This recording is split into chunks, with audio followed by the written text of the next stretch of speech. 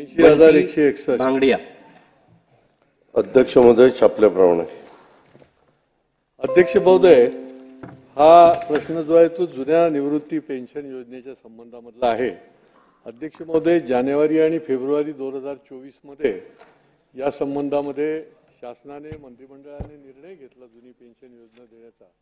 त्याबद्दल मी त्यांना धन्यवाद देतो, कारण की या संबंधामध्ये अनेक वर्ष आंदोलनं, मोर्चे, मागण्या या सातत्याने संबंध महाराष्ट्रभर चालू होत्या आणि त्या त्यांनी मान्य केला. परंतु त्याच्यावरचा निर्णय जो आहे त्याला 6 महिन्याची त्यांनी मुदतवाढ दिली, डिसेंबरपर्यंतची. माझी अशी मागणी आहे की ही मुदतवाढ जी आहे, खरं म्हणजे जानेवारीपासून 6 महिन्याच्या आत सगळं सबमिट करायला त्यांनी सांगितलेलं होतं.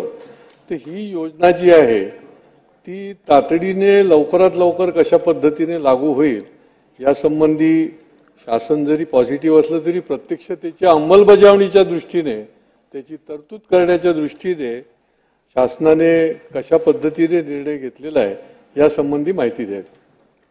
मंत्री महोदय.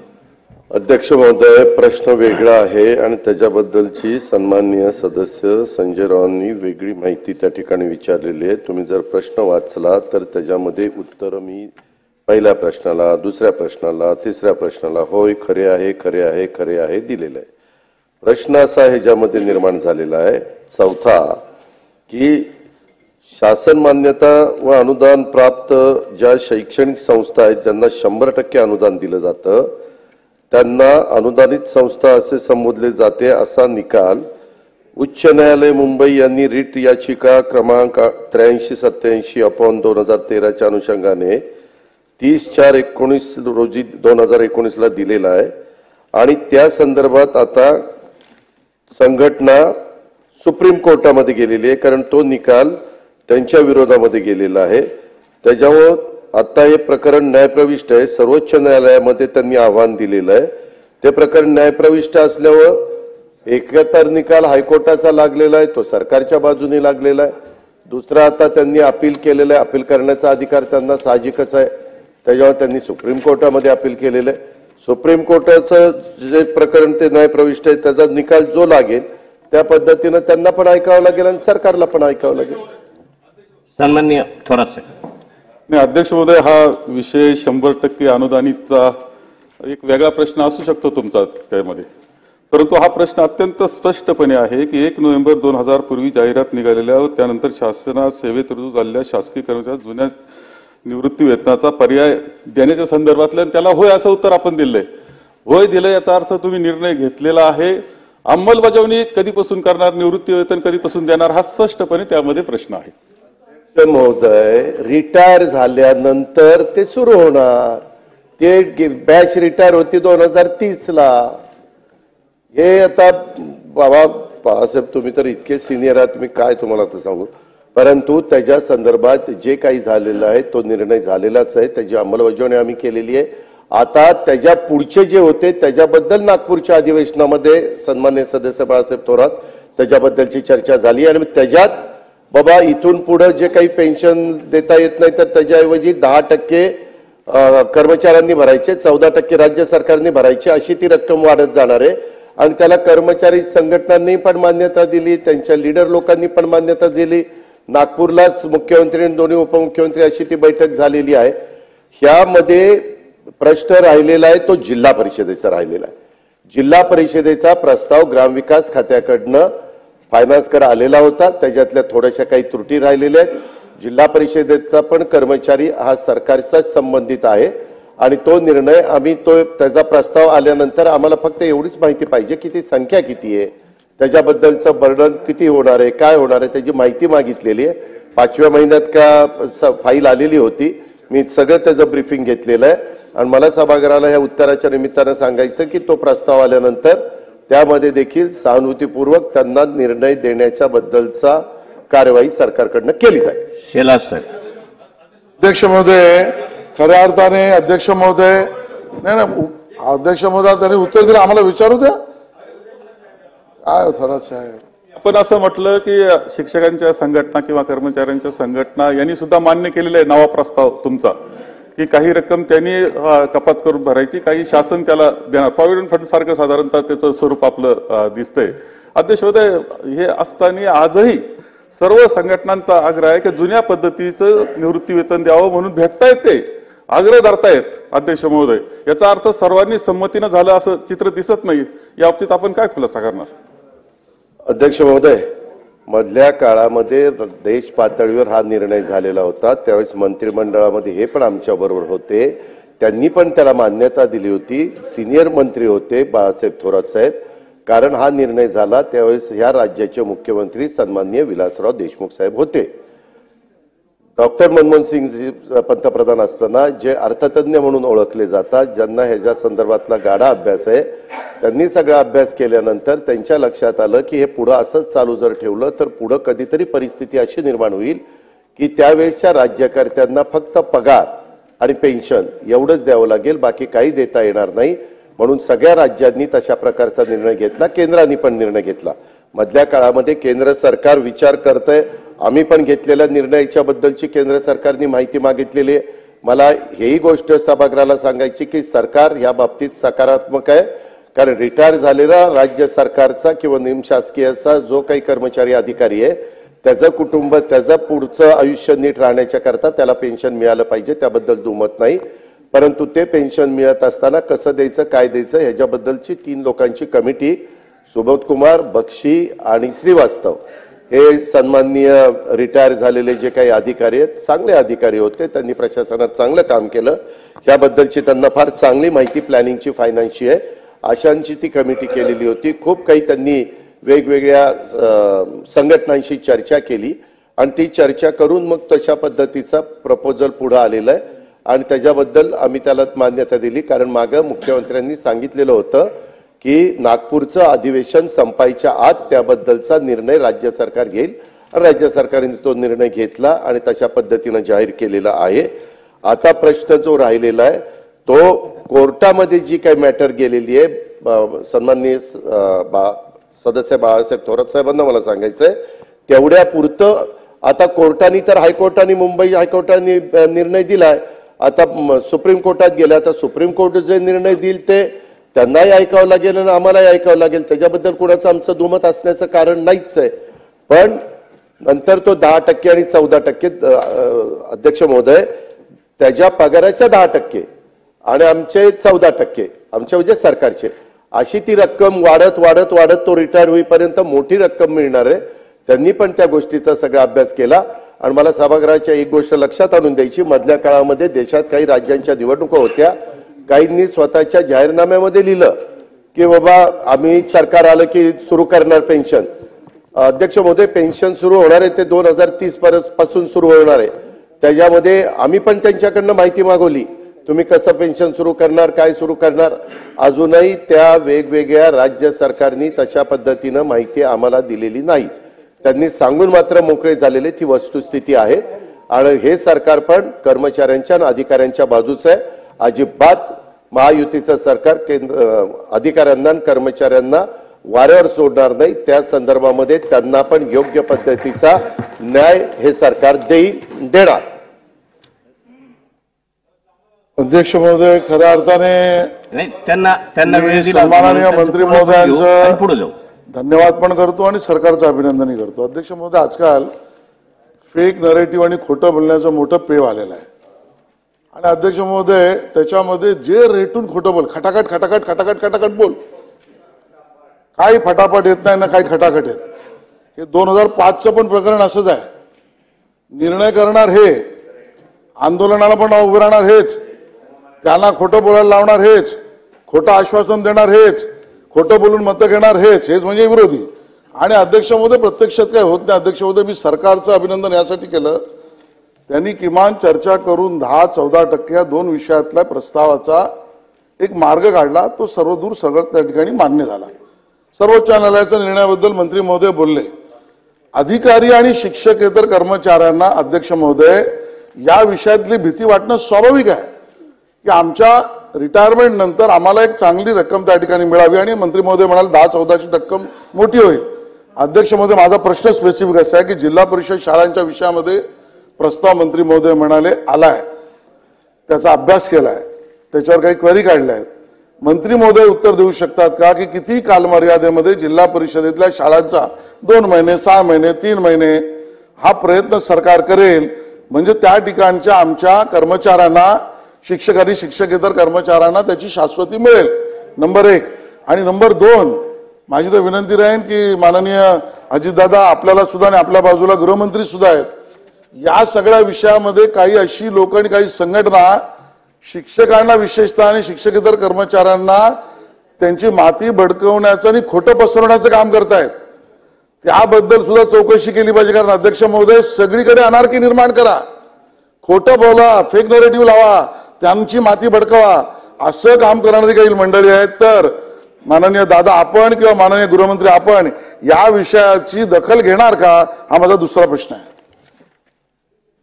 अध्यक्ष महोदय, सन्माननीय आशिष शेलार साहेबांनी जो प्रश्न विचारलेला आहे त्याच्याबद्दल मी उत्तर देतो. 3 महिन्याच्या आत सरकार त्याबद्दलचा निर्णय घेईल. प्रश्न क्रमांक 3. प्रश्न क्रमांक 3, 79,898 विजय वडट्टीवार साहेब. वडट्टीवार साहेब विचारू. अध्यक्ष महोदय, प्रश्न क्रमांक 79,898 छापल्याप्रमाणे. अध्यक्ष महोदय, एक स्पष्टपणे दिसत आहे की ज्या ज्या स्पर्धा परीक्षा होत आहेत त्यामध्ये पेपर फुटी सारखा गोंधळ होत असताना दिसतो आहे. इथं आहे ना, मृद व जलसंधारणमध्ये सुद्धा ते दिसलं आणि त्यामध्ये काही लोकांना अटक केली हे सांगण्यात आलेलं आहे. अध्यक्ष महोदय, यामध्ये दिसतंय का मध्यंतरी तलाठी संवर्गाची परीक्षा झाली आणि ते मार्क जे होते ते मार्क म्हणजे जितके मिळाले पाहिजे त्याच्यापेक्षा जास्त मार्क मिळत आहेत. अध्यक्ष महोदय, हे पूर्णपणे एक कॉन्स्पिरसी सारखं आणि मोठ्या पद्धतीनं अनेक लोक त्यामध्ये सहभागी असलेले अशा प्रकारचं हे पेपर फुटीचं होतं आणि त्याच्यामधून कोट्यावधी रुपयाचा भ्रष्टाचार होतो अशा प्रकारचं चित्र आहे. यामध्ये सुद्धा जे सापडलं ते कुणीतरी सावरीकर नावाचा याला अटक झाली, त्यानंतर आणखी लोकांना अटक झाली. अध्यक्ष महोदय, ह्या सगळं सतत घडतंय आणि त्याचा परिणाम असा की एवढे लाखो युवक आहे की जे परीक्षा पूर्ण करण्याकरता अभ्यास करतात, परीक्षेला बसतात, सिन्सिअर ते असतात. अशा वेळेस त्यांना डावलून काही या पेपर फुटी असेल किंवा इतर मार्गाने पास होण्याची पद्धत मोठ्या प्रमाणावर वाढली. दुर्दैवानं नीटच्या माध्यमातून आपण पाहतो की देश पातळीला सुद्धा ते घडलेलं आहे. देश पातळीला घडते, राज्य पातळीला घडते. हे सगळे युवक जे आहेत, खरे मेहनती युवक आहेत, सिन्सिअर युवक आहेत, हुशार आहे, त्यांच्यावर प्रचंड अन्याय या पेपर फुटीमुळे आणि या सर्व जे आहेत गुन्हेगार यांच्यामुळे होतो आहे आणि सरकार त्यावर कठोर कारवाई काही करायला तयार नाही. अध्यक्ष महोदय, याच्या बाबतीतला काय तुम्हाला नियम करायचा, कोणता आता नवीन क्रिमिनल ऍक्ट सुद्धा आला, कशात तसं बसवायचं, परंतु जो पेपर फुटीमध्ये असेल त्याला 10 वर्षाची सजा झालीच पाहिजे अशा पद्धतीचा निर्णय झाला पाहिजे. हे काय चाललंय नेमकं. आणि एकही परीक्षा एवढी जागा आपल्याकडे रिक्त आहे, लाखो पोस्ट आज रिक्त आहेत, लाखो विद्यार्थी योग्य विद्यार्थी म्हणजे त्याकरता आहेत की जे ती परीक्षा देऊन पास होऊ शकतात. ती जागा तुम्हाला सुद्धा सरकार चालवणं अवघड आहे, इतक्या रिक्त जागा झालेल्या असताना त्या मुलांना सुद्धा संधी मिळत नाही आणि जी परीक्षा होते त्याच्यात घोटाळे होतात. हे घोटाळे कधी थांबणार, काय करणार, याच्यावर कडक कारवाई करण्याचा निर्णय, काही काय कायदा करायचा असेल तर कायदा स्वतंत्र करून का होईना यांना जेलमध्ये घातलं पाहिजे, 10-10 वर्ष डांबलं पाहिजे, याच्याशिवाय दुसरा पर्याय नाही. यावर आपण काय कारवाई करणार. हा प्रश्न तर जसा एका जलसंधारण पुरता आहे, तलाठी घोटाळ्याच्या नंतर काय झालं कळायलाच तयार नाही. भरती परत चालू झाली, घोटाळे झाले होते त्यांना काय शिक्षा झाली, का सगळं दाबून टाकले, समजायला तयार नाही. ही सगळी परिस्थिती आहे आणि याच्यामध्ये कोण कोण जरी उच्च पदस्थ कोणी असला तरी त्याला सुद्धा दोषी धरलं पाहिजे त्याच्यामध्ये आणि कारवाई केली पाहिजे. या मताचा मी अध्यक्ष महोदय, आपण याबाबत काय कारवाई करणार. माननीय अध्यक्ष महोदय, सन्माननीय थोरात साहेबांनी जो विषय मांडला हा विषय निश्चितच गंभीर आहे, पण यामध्ये थोरात साहेब घडलं काय आहे आणि नरेटिव्ह काय आहे या दोन मधला फरक मोठा आहे. तसा तर मला याला राजकारणाकडे न्यायचं नाही, नाहीतर मी मागच्या सरकारच्या काळात किती परीक्षेचं काय फुटलं आणि कशा प्रकारे फुटलं याची पूर्ण जंत्री मी आणली आहे, पण मला त्याच्यात जायचं नाही. पहिल्यांदा तर एक लक्षात घेतलं पाहिजे की प्रस्तुत जे प्रकरण आहे या प्रकरणामध्ये एक विद्यार्थी ज्यावेळेस एंटर करत होता त्यावेळी त्याचं जे काही ॲडमिट कार्ड होतं, या ॲडमिट कार्डवर ABCD असे काही पॅटर्न लिहिले होते आणि हे लक्षात आल्यानंतर त्या ठिकाणी आपण ती परीक्षा रद्द केली, कारवाई केली, सगळ्यांना अटक केली. आता हे जरी पॅटर्न असले तरी त्याचा जो अंतिम रिपोर्ट आलेला आहे त्या रिपोर्ट अनुसार 100 प्रश्नांपैकी तो 48 प्रश्नातच पास आहे, 52 प्रश्नात तो पास नाही आहे. तथापि पॅटर्न मधले काही उत्तरं हे खऱ्या उत्तरांशी जुळतात आणि म्हणून आपण त्याच्यावर कारवाई केली, ही परीक्षा रद्द केली, नव्याने परीक्षा त्या ठिकाणी घेण्याचा निर्णय घेतला. आता काय झालं होतं की TCSने संख्या मोठी पाहता, नेहमी TCS स्वतःच्या केंद्रावरच त्या ठिकाणी परीक्षा करते. TCSने यावेळी संख्या मोठी असल्यामुळे काही केंद्र हे लोकांचे जे आहेत ते एक्वायर केले आणि त्याच्यावर परीक्षा घेतल्या. त्यातलं एक केंद्र हे केंद्र होतं आणि आता TCSने यानंतर पुन्हा निर्णय घेतलेला, या परीक्षा जेव्हा होणार आहेत या TCSच्या केंद्रावरच होणार आहेत, या दुसऱ्या केंद्रावर होणार नाहीत. तलाठी भरतीच्या संदर्भात आपण जे सांगितलं त्यात पेपर फुटलेला नाही. तलाठी भरतीमध्ये पेपरचं उत्तर चुकलं, जे ती जी पद्धती असते त्या पद्धतीमध्ये उत्तर चुकलं म्हणून ती परीक्षा आपण रद्द केली. त्यावेळी नॉर्मली केंद्र सरकारच्या आणि आपल्या नियमानुसार समजा असं जर उत्तर चुकलं असेल तर सगळ्यांना समान मार्क दिले जातात, म्हणून तो जो काही प्रॉब्लेम झाला तो झाला होता. पण त्याच्यावर सगळ्यांची ओरड झाली आणि ती ओरड झाल्यामुळे त्या ठिकाणी आपण तो जो काही हे आहे पेपर तोही रद्द केला. आणि मला आपल्या लक्षात आणून द्यायचं आहे की या परीक्षेच्या व्यतिरिक्त ही जी काही झाली आता इतकी भरती आपण केली, हा एकमेव गुन्हा या ठिकाणी दाखल झालेला आहे.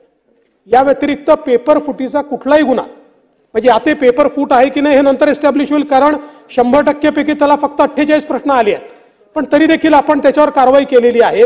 या व्यतिरिक्त दुसरा कुठलाही गुन्हा या ठिकाणी दाखल झालेला नाही. पण मला एक लक्षात आणून द्यायचं आहे आणि ही फार महत्वाची माहिती आहे, मी आपल्या लक्षात आणून देतो आहे, कारण आपण ज्यावेळेस स्वीपिंग अशा प्रकारचे स्टेटमेंट करतो त्यावेळी युवांमध्ये एक त्याच्या संदर्भातली गैरविश्वास तयार होतो. आणि म्हणून मला लक्षात आणून द्यायचं आहे की आतापर्यंत आपण घोषित केलं होतं 75,000 भरतींचं, आपण परीक्षा कंडक्ट केल्या आणि हे सरकार आल्यानंतर 57,452 नियुक्ती आदेश दिल्या. 57 म्हणजे परीक्षा कंडक्ट करून विथ नो डिफॉल्ट 57,452 आणि ज्यांची परीक्षाही पूर्ण झाली आहे, कागदपत्रही पूर्ण झालेले आहेत आणि त्यांना आता फक्त नियुक्तीपत्र द्यायचं आहे, असे 19,853 म्हणजे एकूण आता ज्यांचं सगळं संपलेलं आहे आणि ज्यांना नियुक्तीपत्र मिळालं आहे किंवा मिळत आहे याची संख्या 77,305 आहे.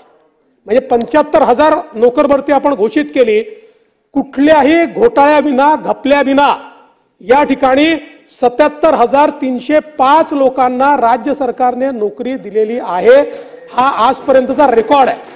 आणि एवढंच नाही तर आता अजून जी काही परीक्षेची कारवाई सुरू आहे ती 31,201 अशा प्रकारची आता त्या ठिकाणी कारवाई सुरू आहे.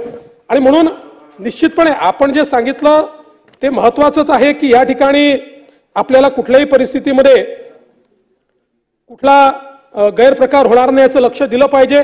त्या संदर्भात आपण कारवाई केली आहे. आता आपण हा देखील निर्णय घेतलाय की परीक्षा केंद्रामध्ये जे लोक जातात, कारण याच्यामध्ये तर काय आहे की ऑनलाईन मध्ये इन्क्रिप्टेड असतो पेपर, त्यामुळे तो फोडणं एवढं सहज शक्य नाही. हे कुठे होतं, एखाद्या परीक्षा केंद्रावर जेव्हा पहिला मुलगा लॉग इन होतो, तो लॉग इन झाल्यानंतर पेपर सगळ्यांना उपलब्ध आहे, म्हणजे सगळ्या लोकांना, आणि तो पेपर मग त्या केंद्रातल्या लोकांनाही लॉग इन आहे. त्या काळामध्ये कदाचित ते परीक्षा आणि ऑब्झर्व्हर पाठवतो की त्यांनी जाऊन कॅबिनेटने एकच्या जागाही टप्प्यात वर्ग करतोय. MPSCने हे मान्य केलं आहे, त्यांनी पत्र दिलेलं आहे की आम्ही हे करायला तयार आहोत आणि त्यानुसार राज्य सरकारने त्या संदर्भातला निर्णय घेतलेला आहे. सन्माननीय टोपे साहेब. अध्यक्ष महोदय, सन्मान्य उपमुख्यमंत्री महोदयांनी जसं सांगितलं, अध्यक्ष महोदय, मला असं वाटतं की आपण आता परीक्षा घेण्याची जी पद्धती आहे ती मला असं वाटतं मागच्या मंत्रिमंडळात दादा आम्ही असताना TCS, MKCL अशांनीच घ्यावा असं ठरलं होतं. तर आता अध्यक्ष महोदय या क्लास 3, क्लास 4 सगळ्या अगदी आरोग्याच्या सुद्धा अर्ध्या झाल्या होत्या आणि अर्ध्या राहिल्या.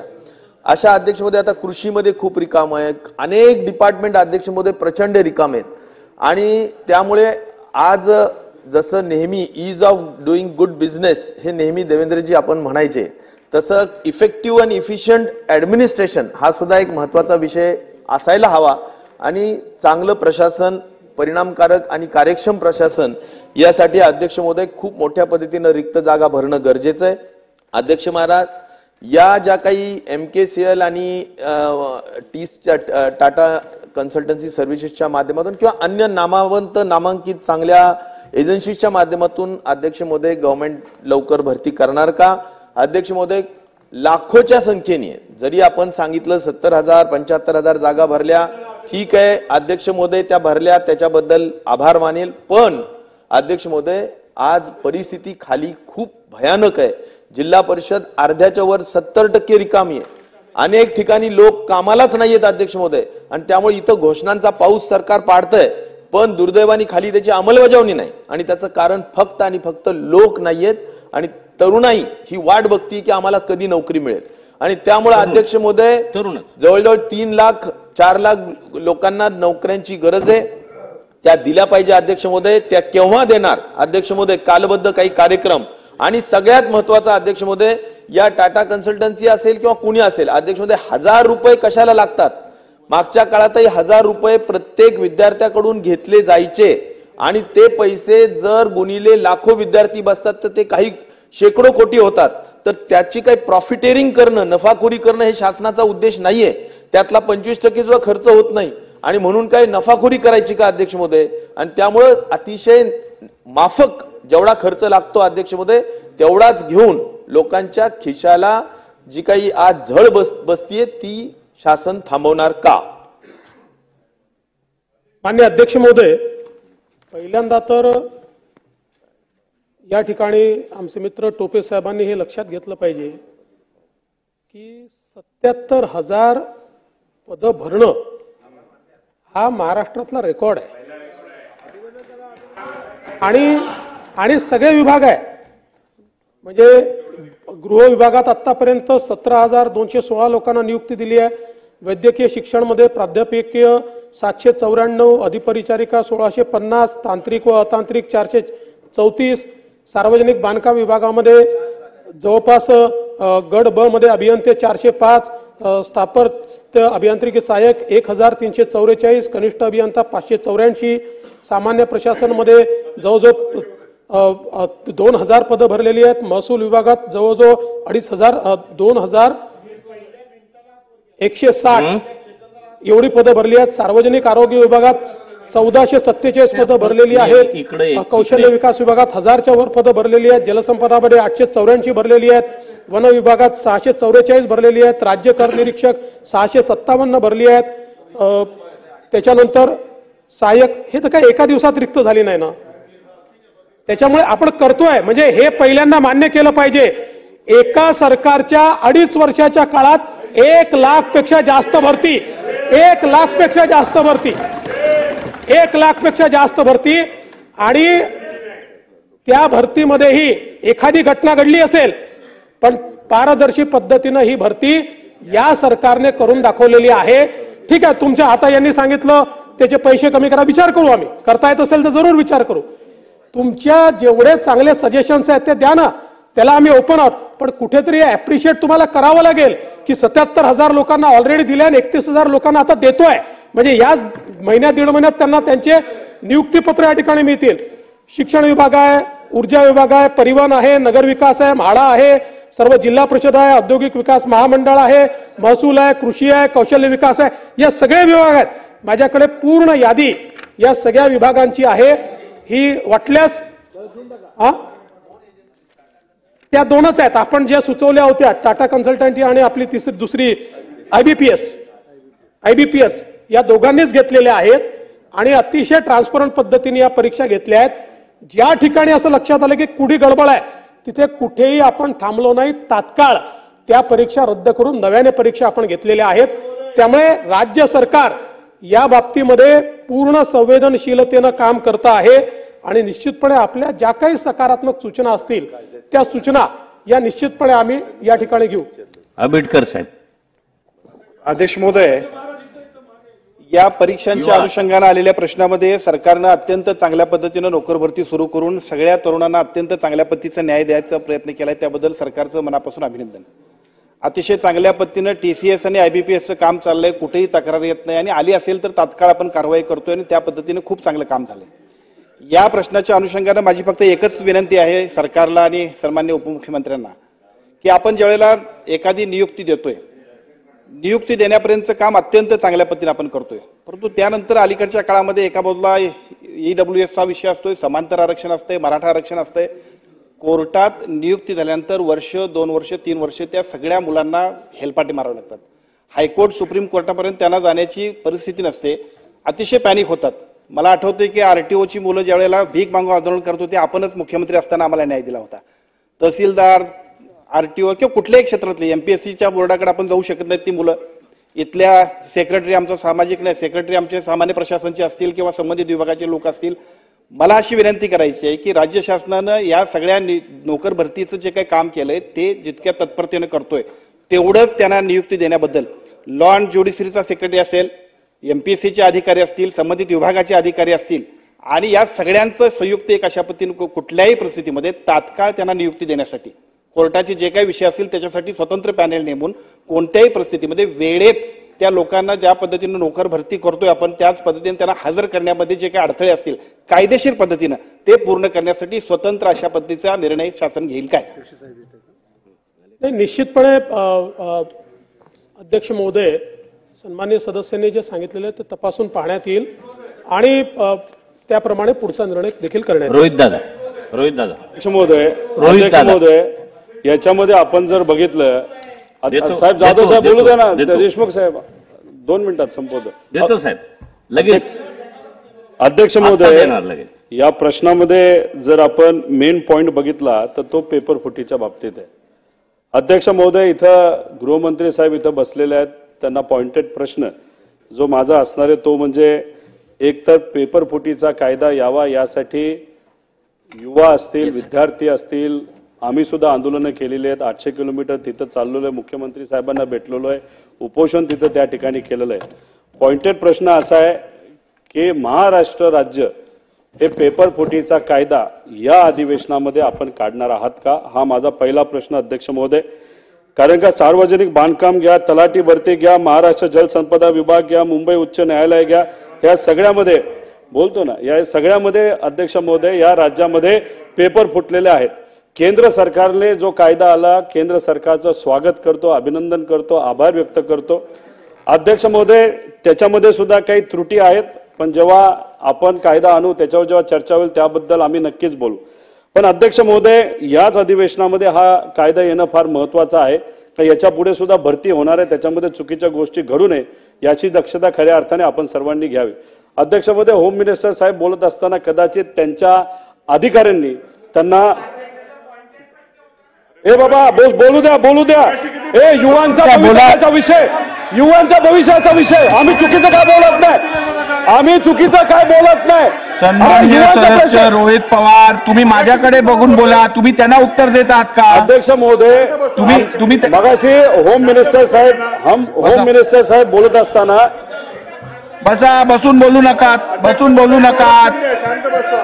बोला. अध्यक्ष महोदय, मगाशी होम मिनिस्टर साहेब बोलत असताना त्यांच्याकडे जी माहिती आलेली ती कदाचित थोडीशी अपुरी वाटते, कारण का त्यांनी सांगितलं एकच त्या ठिकाणी कारवाई झालेली म्हणजे FIR झालेला आहे. अध्यक्ष महोदय, आमच्याकडेच 5-7 तलाठी भरतीच्या बाबतीत FIR झालेले आहेत, ते त्यांच्याच विभागाने केलेत. तिथं जे काही पोलीस आहेत त्यांनी चांगलं काम केलेलं आहे. पण विषय एवढाच आहे की एक आपल्याला इथं पेपर फुटीचा कायदा कधी आणला जाईल, कारण काय होतं त्यांनी उत्तर देत असताना आकडेवारीबद्दल बोलले, त्याला आपण नॉर्मलायझेशन म्हणतो. नॉर्मलायझेशनच्या नावाखालीच दुर्दैवाने त्या ठिकाणी घोळ खऱ्या अर्थाने होतो. नीटमध्ये ग्रेस मार्कच्या बाबतीत घोळ झाला, तसं आपल्या राज्यामध्ये नॉर्मलायझेशनच्या बाबतीत घोळ होतो. त्यामुळे याच अधिवेशनामध्ये आमची मागणी आहे, आमची विनंती आहे, युवांची विनंती आहे, विद्यार्थ्यांची विनंती आहे की पेपर फुटीचा कायदा याच अधिवेशनामध्ये आपण आणणार का? आणि जे काही मगाशी डेटा तुम्ही माहिती दिली, ज्याच्यामध्ये FIR एकच झाल्या असं नसून अनेक FIR त्याच्यामध्ये झालेले आहेत, त्याच्यामध्ये तुम्ही अख्ख्या महाराष्ट्रामध्ये जे FIR आणि कारवाई झाल्यात त्याची एकत्रित माहिती आमच्या अधिवेशनामध्ये आम्हा सगळ्यांना तुम्ही द्याल का? माननीय अध्यक्ष महोदय, मी पेपर फुटीच्या संदर्भात जो FIR झाला त्या संदर्भात सांगितलं. तलाठीच्या भरतीच्या संदर्भात जे काही त्या ठिकाणी विषय झाले होते ते उत्तर चुकले होते. ज्यांनी पेपर सेट केले त्यांचेच उत्तर चुकले होते आणि म्हणून त्या ठिकाणी नॉर्मलायझेशन झालं आणि ती परीक्षा आपण रद्द केली आणि नव्याने घ्यायचं ठरवलं. त्यामुळे तो विषयच झालेला नाही त्या ठिकाणी. मी आपल्याला स्पष्टपणे सांगू इच्छितो, कुठली गोष्ट लपवण्याचं कारण नाही आहे. जर एखादा घोटाळा झाला तर घोटाळा झाला म्हणावं लागेल. पण आता मी सांगितल्याप्रमाणे 1 लाख लोकांना नियुक्ती देत असताना या ठिकाणी पारदर्शी पद्धतीनं जर राज्य सरकारने काम केलं असेल तर मला असं वाटतं की राज्य सरकारचं राज्य सरकारपेक्षाही ही सगळी म्हणजे मी विशेष उल्लेख करेन की GAD विभागामध्ये जे लोक हा संपूर्ण या ठिकाणी परीक्षांचा विषय सांभाळत आहेत, आमचे सचिव आहेत, सगळे अधिकारी आहेत, आपले एजन्सीज आहेत, या सगळ्यांनी उत्तम काम केलं आहे. आता हे खरं आहे की एखाद्या ठिकाणी गडबड करायचा प्रयत्न झाला, प्रयत्न आणून पाडला, त्या ठिकाणी जे काही आपल्याला काम करायचं ते काम आपण केलं. पण पहिल्यांदा मला या ठिकाणी रोहितजी हे सांगायचं आहे की हा जो काही नरेटिव्ह तयार करण्याचा प्रयत्न चाललाय, पेपर फुट होते, हे चुकीचं आहे, हे योग्य नाही आहे, हे चुकीचं आहे. या ठिकाणी 1 लाख लोकांना जर नियुक्ती मिळत असेल, हा राज्यात नाही, हा देशामधला रेकॉर्ड आहे, हा देशातला रेकॉर्ड आहे. कुठल्याही एका राज्याने इतक्या कमी वेळामध्ये एवढ्या नियुक्त्या द्यायच्या. त्यामुळे अध्यक्ष महोदय आणि निश्चितपणे अध्यक्ष महोदय, पेपर फुटीच्या संदर्भातला केंद्र सरकारने कायदा केल्यानंतर राज्य सरकारने देखील तो कायदा करण्याचा मनोदय हा मागच्याच अधिवेशनामध्ये घोषित केला आहे. त्या संदर्भातली आमची कारवाई चालली आहे. मध्यंतरी काही जे काही आमचे युवक नेते आहेत किंवा जे या परीक्षेच्या सगळ्या गोष्टींमध्ये काम करतात अशा सगळ्या लोकांची आमची चर्चा झाली. एक डेलिगेशन देखील माझ्याकडे अभिमन्यू पवार देखील घेऊन आले होते, त्याच्या संदर्भातली चर्चा झाली आणि त्यावेळेसच मी त्या डेलिगेशनला देखील सांगितलं की आपल्याला हा पेपर फुटीचा कायदा करायचा आहे. माननीय मुख्यमंत्र्यांनी सांगितलेलं आहे आणि माननीय मुख्यमंत्र्यांनी हे देखील सांगितलेलं आहे, त्या डेलिगेशनलाही मी सांगितलं आहे की याच अधिवेशनामध्ये हा कायदा आम्ही आणणार आहोत. आशिष शेलारजी. अध्यक्ष महोदय, खऱ्या अर्थाने होते ना, मला तिकडचा एक झाला, सुरुवातीला या ठिकाणी आहे तुमचं नाव आहे इकडे. अध्यक्ष महोदय मी आपलं लक्ष वेधू इच्छितो. अध्यक्ष महोदय, खाली बसून बोलणाऱ्यांकडे बघू नका अध्यक्ष महोदय, उभं राहून बोलणाऱ्यांकडे बघा अध्यक्ष महोदय. आणि अध्यक्ष महोदय, त्यांच्याकडे बघितलं नाही तर उभं राहून बोलणाऱ्याला बोलायला देणार नाहीत. काही लोक त्याच वृत्तीचे आहेत, जाऊ दे, सोडा त्यांना. अध्यक्ष महोदय, मागे घेतो. तुम्ही खाली बसून बोलल्यानंतर सुद्धा मागे घेतो. अध्यक्ष महोदय, खऱ्या अर्थाने या सरकारचं अभिनंदन केलंच पाहिजे की 2.5 वर्षामध्ये 1 लाख लोकांना पारदर्शक पद्धतीने नोकऱ्या दिल्या. आणि मग अध्यक्ष महोदय, खरी मेघ इथे आहे, खरी मेघ इथेच आहे. अध्यक्ष महोदय, हे खरं आहे की तलाठी भरतीमध्ये नॉर्मलायझेशनच्या मुळे त्या हेतूने बसलेल्या आपल्या विद्यार्थ्यांना त्या परीक्षेतल्या उत्साह, त्यांचा अभ्यास, त्यांचे प्रयत्न यापासून मागे फिरायला लागलं. त्या ठिकाणी अध्यक्ष महोदय, या ठिकाणी ज्याचा उल्लेख केलाय, मृद व जलसंधारण विभागातील अधिकारी गट व अराजपत्रित पदासाठीच्या विषयामध्ये माननीय मंत्री महोदय असं म्हणाले की लॉग इन केल्यानंतर पेपर मिळू शकतो आणि त्यानंतर काय काय होऊ शकतं या विषयात FIR केला, त्याचा सुद्धा उल्लेख केला. अध्यक्ष महोदय, माननीय मंत्री महोदयांनी उत्तरामध्ये असं म्हटलं की केंद्र सरकारच्या धर्तीवर राज्यात सुद्धा कायदा बनवण्याचा माननीय मुख्यमंत्री महोदयांनी मनोदय घोषित केला आणि माननीय उपमुख्यमंत्री महोदयांनी शिष्टमंडळाला तसं आश्वासित केलंय. माझा प्रश्न पॉइंटेड असा आहे अध्यक्ष महोदय की मंत्री महोदय उत्तरामध्ये असं म्हणाले की यातनं सगळ्यात गंभीर काय होतं अध्यक्ष महोदय माहितीये का, आपल्याकडे आता आयपीसी बदलला, त्याला आयपीसी नाही म्हणायचं, काय नाव द्यायचं, न्याय संहिता असेल. या सगळे कायदे असताना सुद्धा गुन्हे घडतात म्हणून कायदे बदलायचे असतात, कायद्यात सुधार करायचा असतो. पण अध्यक्ष महोदय व्यवस्था मजबूत करण्यासाठी कायद्यात सुधार करायचा असतो. पण खोटं नरेटिव्ह खाली बसणारे लोक बोलणारे जे आहेत यांचं वारंवार हेच आहे, या राज्य सरकारला बदनाम करायचं. आणि त्यापेक्षा मंत्री महोदयांच्या उत्तरामध्ये यांनी म्हटलं की या युवकांना गैरविश्वास निर्माण करायचा. प्रश्न युवकांच्या मनात उत्तरामध्ये त्यांनी म्हटलंय गैरविश्वास निर्माण करायचा. मंत्री महोदय स्वतः म्हणाले की फेक नरेटिव्ह करायचं. राज्यातल्या युवकांच्या मनामध्ये गैरविश्वास निर्माण करणं, 1 लाखाच्या वर नोकऱ्या मिळाल्यानंतर सुद्धा फेक नरेटिव्ह करणं, यासाठी संघटित गुन्हेगारी काम करणं, अशा पद्धतीची शंका महाराष्ट्रातल्या लोकांच्या मनामध्ये आहे. आणि म्हणून असं गैरविश्वास लोकांमध्ये निर्माण करणं, फेक नरेटिव्ह करणं आणि दिलेल्या परीक्षेतून पास झालेल्या विद्यार्थ्यांना सुद्धा त्यांच्या यशावर विरजण टाकणं, असे संघटित प्रयत्न निर्माण करणाऱ्या व्यक्तींवर आपण गुन्हा आणि चौकशी करणार का, आणि राज्यामध्ये नवीन कायदा किती महिन्यात आणणार आहात, हे 2 माझे स्पेसिफिक प्रश्न आहेत. दुसरा प्रश्न जो आहे त्याचं उत्तर आधी देतो. मी मगाशी सांगितलं की अभिमन्यू पवार यांच्यासोबत जे शिष्टमंडळ आलं होतं त्या शिष्टमंडळाला आपण त्या ठिकाणी हे आश्वासन दिलं होतं की या अधिवेशनात आपण कायदा आणू. त्याचप्रमाणे पुण्यामध्ये जे काही विद्यार्थ्यांच्या चळवळी चालतात, चेतन वागज आहेत, त्यांचंही एक शिष्टमंडळ मला भेटलं होतं. त्यांनाही मी सांगितलं होतं, माननीय मुख्यमंत्र्यांनी ती मागणी मान्य केलेली आहे. माननीय मुख्यमंत्र्यांनी निर्देश दिलेले आहेत.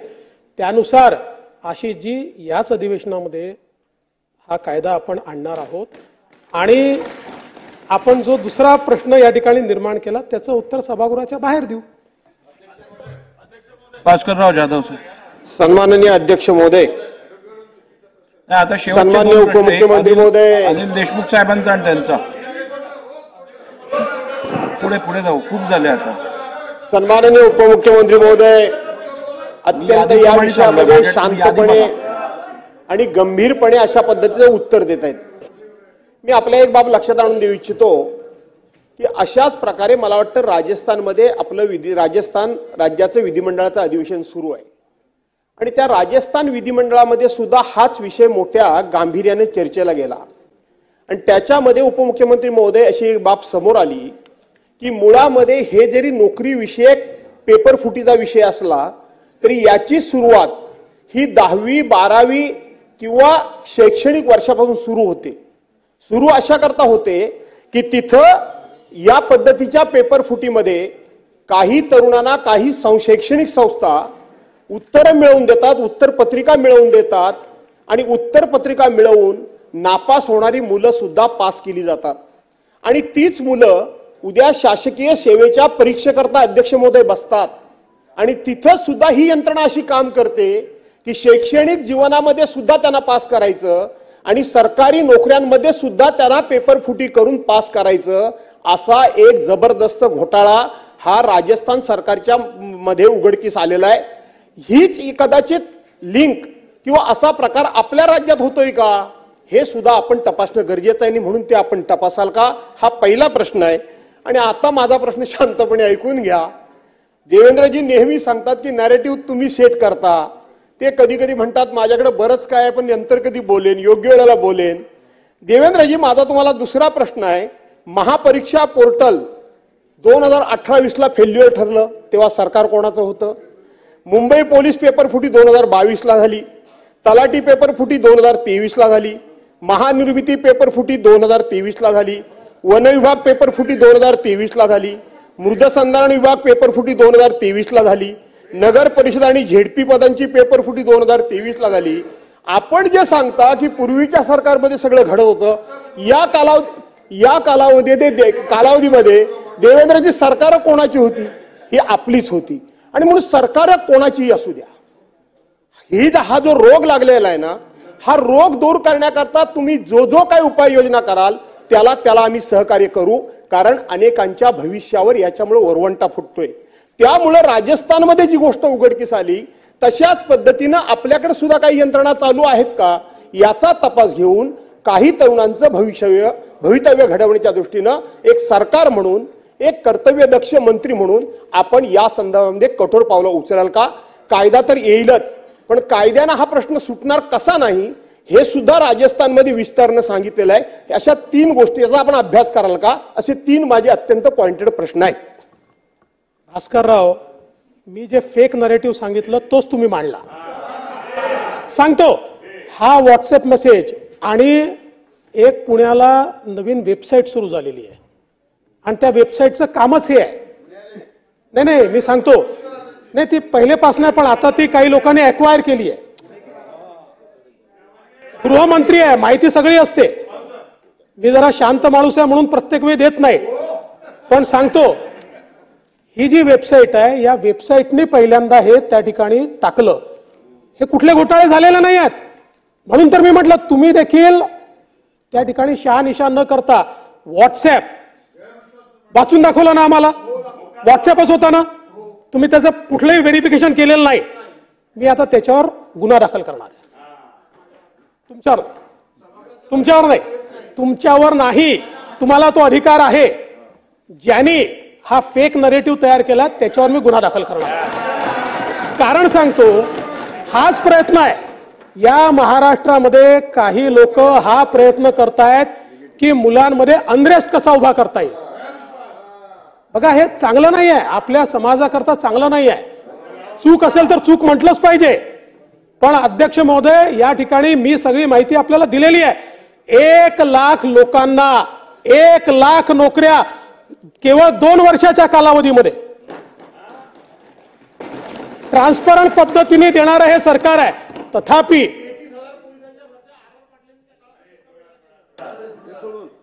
असं आहे, आता जर माझ्या काळातल्या तुम्ही म्हणाल तर मी रेकॉर्ड केलाय 50,000 होणार आहे. पण आबा मोठेच होते आणि त्यांनी जे केलं तर चांगलंच केलं. आमची काही कॉम्पिटिशन नाही आहे. फक्त तुम्हाला माहिती करता सांगतो की गृहमंत्री म्हणून माझे 50,000 होणार आहेत. पण ते ठीक आहे, ते बाजूला ठेवूया. मला एवढंच आपल्याला सांगायचं आहे की आपण जे सांगितलंय 10वी 12वी वगैरे, निश्चितपणे आता आपल्यासमोर मोठा चॅलेंज काय आहे तर माहिती तंत्रज्ञान याच्या प्रगतीमुळे लोक रोज नवीन नवीन डिव्हाइसेस काढतात. आता गळ्यातली जी चेन आहे त्या चेनमध्ये मायक्रोफोन असतो. चष्मा आहे, त्या चष्म्यामध्ये काहीतरी ऐकण्याचं यंत्र असतं आणि त्याच्या आधारावर बाहेर बोलून गडबड करतात. म्हणजे आता परीक्षेला येत असताना आपण जर आमचे जे हे बघितले असतील तर आम्ही त्यांना सांगतो दागिने काढून ठेवा.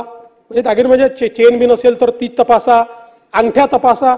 कारण कशात काय असेल हे आज सांगता येत नाही. म्हणून याचा समग्र विचार आपल्याला करावाच लागेल. 10वी 12वी सहित सगळा विचार आपण त्या संदर्भात करू.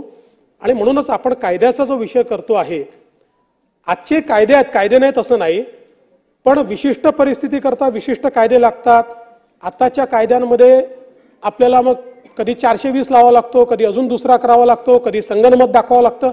त्याच्याऐवजी पेपर, आणि आता युनिव्हर्सिटीच्या संदर्भातला एक कायदा आहेच, 1982चा आहे तो, पण एक समग्र कायदा स्पर्धा परीक्षांच्या संदर्भातला हा तयार करणं हे गरजेचं आहे.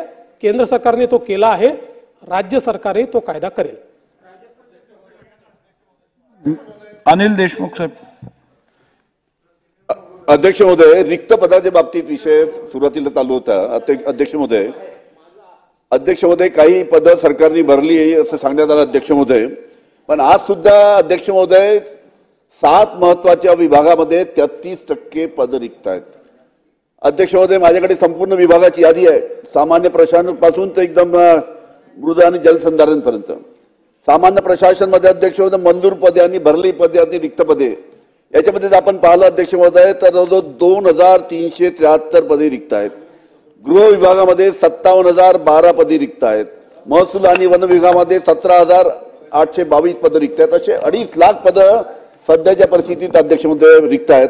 आज जर आपण पाहिलं अध्यक्ष महोदय, ग्रामीण भागामध्ये, शहरामध्ये आज नगरपालिकेला अध्यक्ष सीओ नाही, एक सीओ 4 नगरपालिका पाहतात. एक ग्रामसेवक 5 गावाचं काम त्यांच्याकडे असतं, पटवारी नाही. आणि मग अशा पद्धतीने सर्व विभाग आहे अध्यक्ष महोदय. आपण भरती करताय चांगल्या, पण अजून गतीने 2.5 लाख पदं अजून रिक्त आहे. 2.5 लाख पदं अजून रिक्त आहे. ही पदं प्रत्येक विभागाची लवकरात लवकर भरली पाहिजे. या दृष्टीनं शासनाने अजून गतीने काम केलं पाहिजे, एवढीच माझी विनंती आहे. अध्यक्ष महोदय, देशमुख साहेबांनी सांगितलं ते योग्यच आहे. फक्त पहिल्यांदा त्यांनी अभिनंदन केलं असतं, आमचं तर बरं वाटलं असतं की 1 लाख पदं 2 वर्षामध्ये ट्रान्सपरंट पद्धतीने या सरकारने भरली. आणि आपल्याला माहिती आहे ही काही पदं आज रिकामी नाही आहेत. नाही 14 सालापासून नाही. तुम्ही जेव्हा 5वं वेतन आयोग लागलं त्यानंतर पदभरती बंद केली होती, ती सुरू मीच केली मुख्यमंत्री म्हणून, आणि आता या सरकारमध्ये झाली. त्यामुळे असं नाही आहे. आपण जर जेवढं मागे जाऊ ना तेवढे सांगाडेच बाहेर पडतील. त्यामुळे आपण काय की आपल्याला भविष्याचं पाहायचं आहे. भविष्याचं जे आहे ते आपण पाहूयात, भविष्यात चांगलं काय करता येईल. त्यामुळे देशमुख साहेबांनी सांगितलं अजूनही रिक्त जागा आहेत. यावेळी आपल्याला जवळपास वेगवेगळ्या विभागांमध्ये 60%, 80% अशा जागा भरण्याची परवानगी मिळालेली आहे. फायनान्स विभागाने ती परवानगी दिलेली आहे. त्यामुळे ही निरंतर चालणारी प्रक्रिया आहे. या प्रक्रियेमध्ये आता 1 लाख पदं भरली म्हणून थांबलो नाही आपण अजून पदं भरणार आहोत. त्यामुळे भरणार, नक्की भरणार. प्रश्न क्रमांक 4. बराच वेळ आपण अर्धा तास या प्रश्नावर घालवलाय. पुढचा प्रश्न पण पुकारलाय, त्यांना पण बोलायचं आहे. पुढे जाऊ आपण, पुढे जाऊ. आता पुढे गेल्यानंतर कुठे प्रश्न क्रमांक 4 पुकारला. प्रश्न क्रमांक 4 म्हणे नाना भाऊ, तुम्हाला खोटं उत्तर देणार मी, काय सांगताय. अध्यक्ष महोदय, याच्यामध्ये पुण्यातली ही घटना आहे. त्याच्यामध्ये एका मुलाचा मृत्यू झालेला आहे.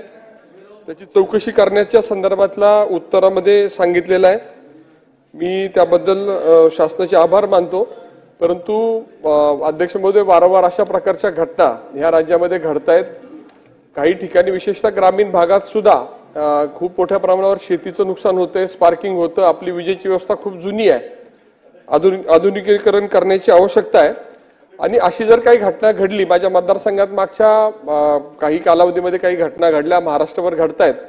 तर याच्यामध्ये माझा पहिला प्रश्न असा आहे की अशा घटना घडल्यानंतर, अपघात झाल्यानंतर जीवितहानी झाली त्यासाठी जी काय आपण नुकसान भरपाई देतो ते आपण वाढवून देणार का.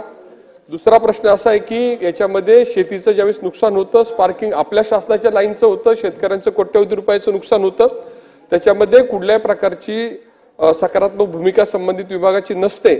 आणि ज्यावेळी शेतकरी अडचणीत असतो त्यावेळी त्याची नुकसान भरपाई देण्याची भूमिका संदर्भामध्ये काही नवीन धोरण आपण त्या ठिकाणी घेणं आवश्यक आहे. माझी तशी आग्रही मागणी आहे. त्या संदर्भातला आपला विचार काय आहे या संदर्भातली माहिती सभागृहास द्यावी अशा प्रकारची विनंती करतो.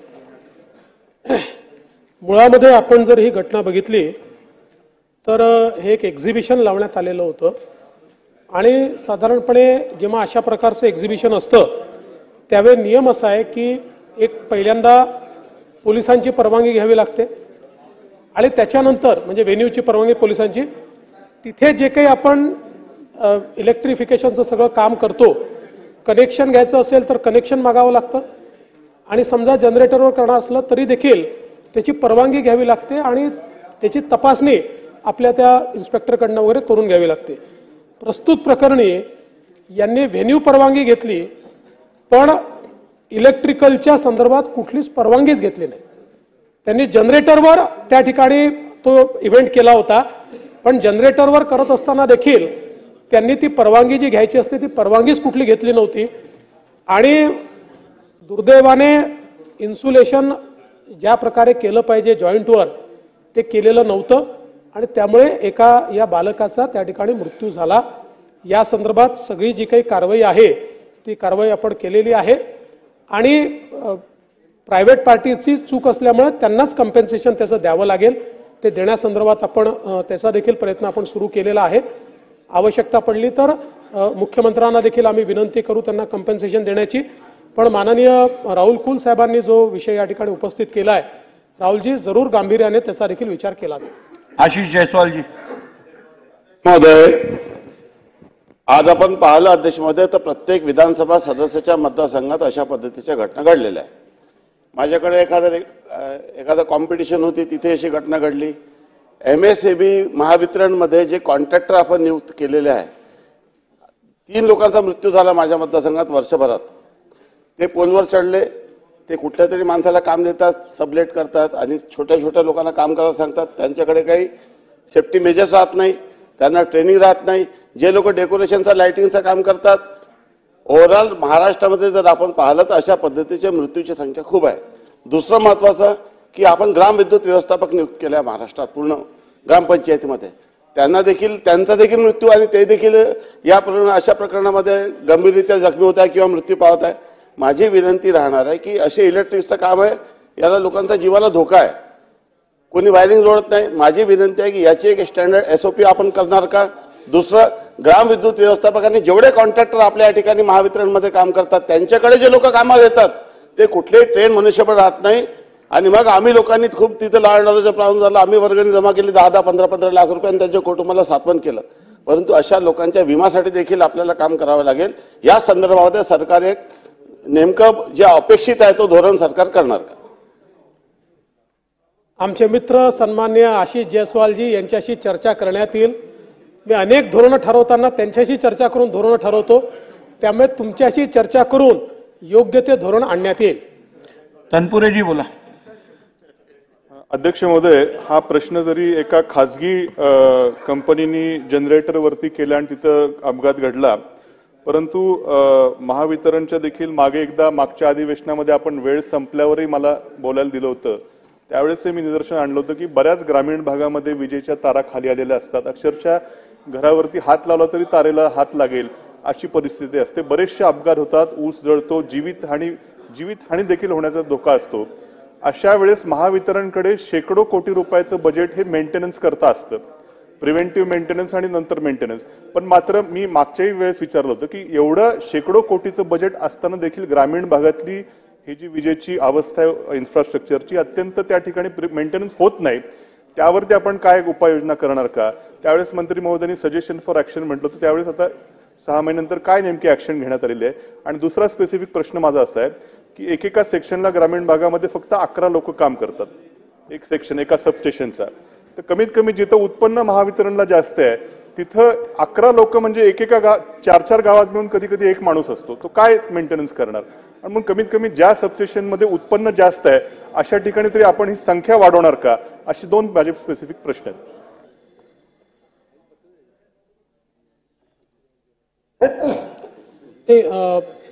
माननीय अध्यक्ष महोदय, सन्माननीय सदस्यांनी तनपुरेजींनी जो विषय मांडलेला आहे, तर मागच्या वेळेस जे मी आश्वासन दिलं होतं त्याप्रमाणे आपण आदेश देखील दिले आणि निश्चितपणे त्याच्यात काय कारवाई झाली त्या कारवाईचा समग्र अहवाल सभागृहासमोर मी निश्चितपणे ठेवीन, सभागृहाच्या पटलावर ठेवीन.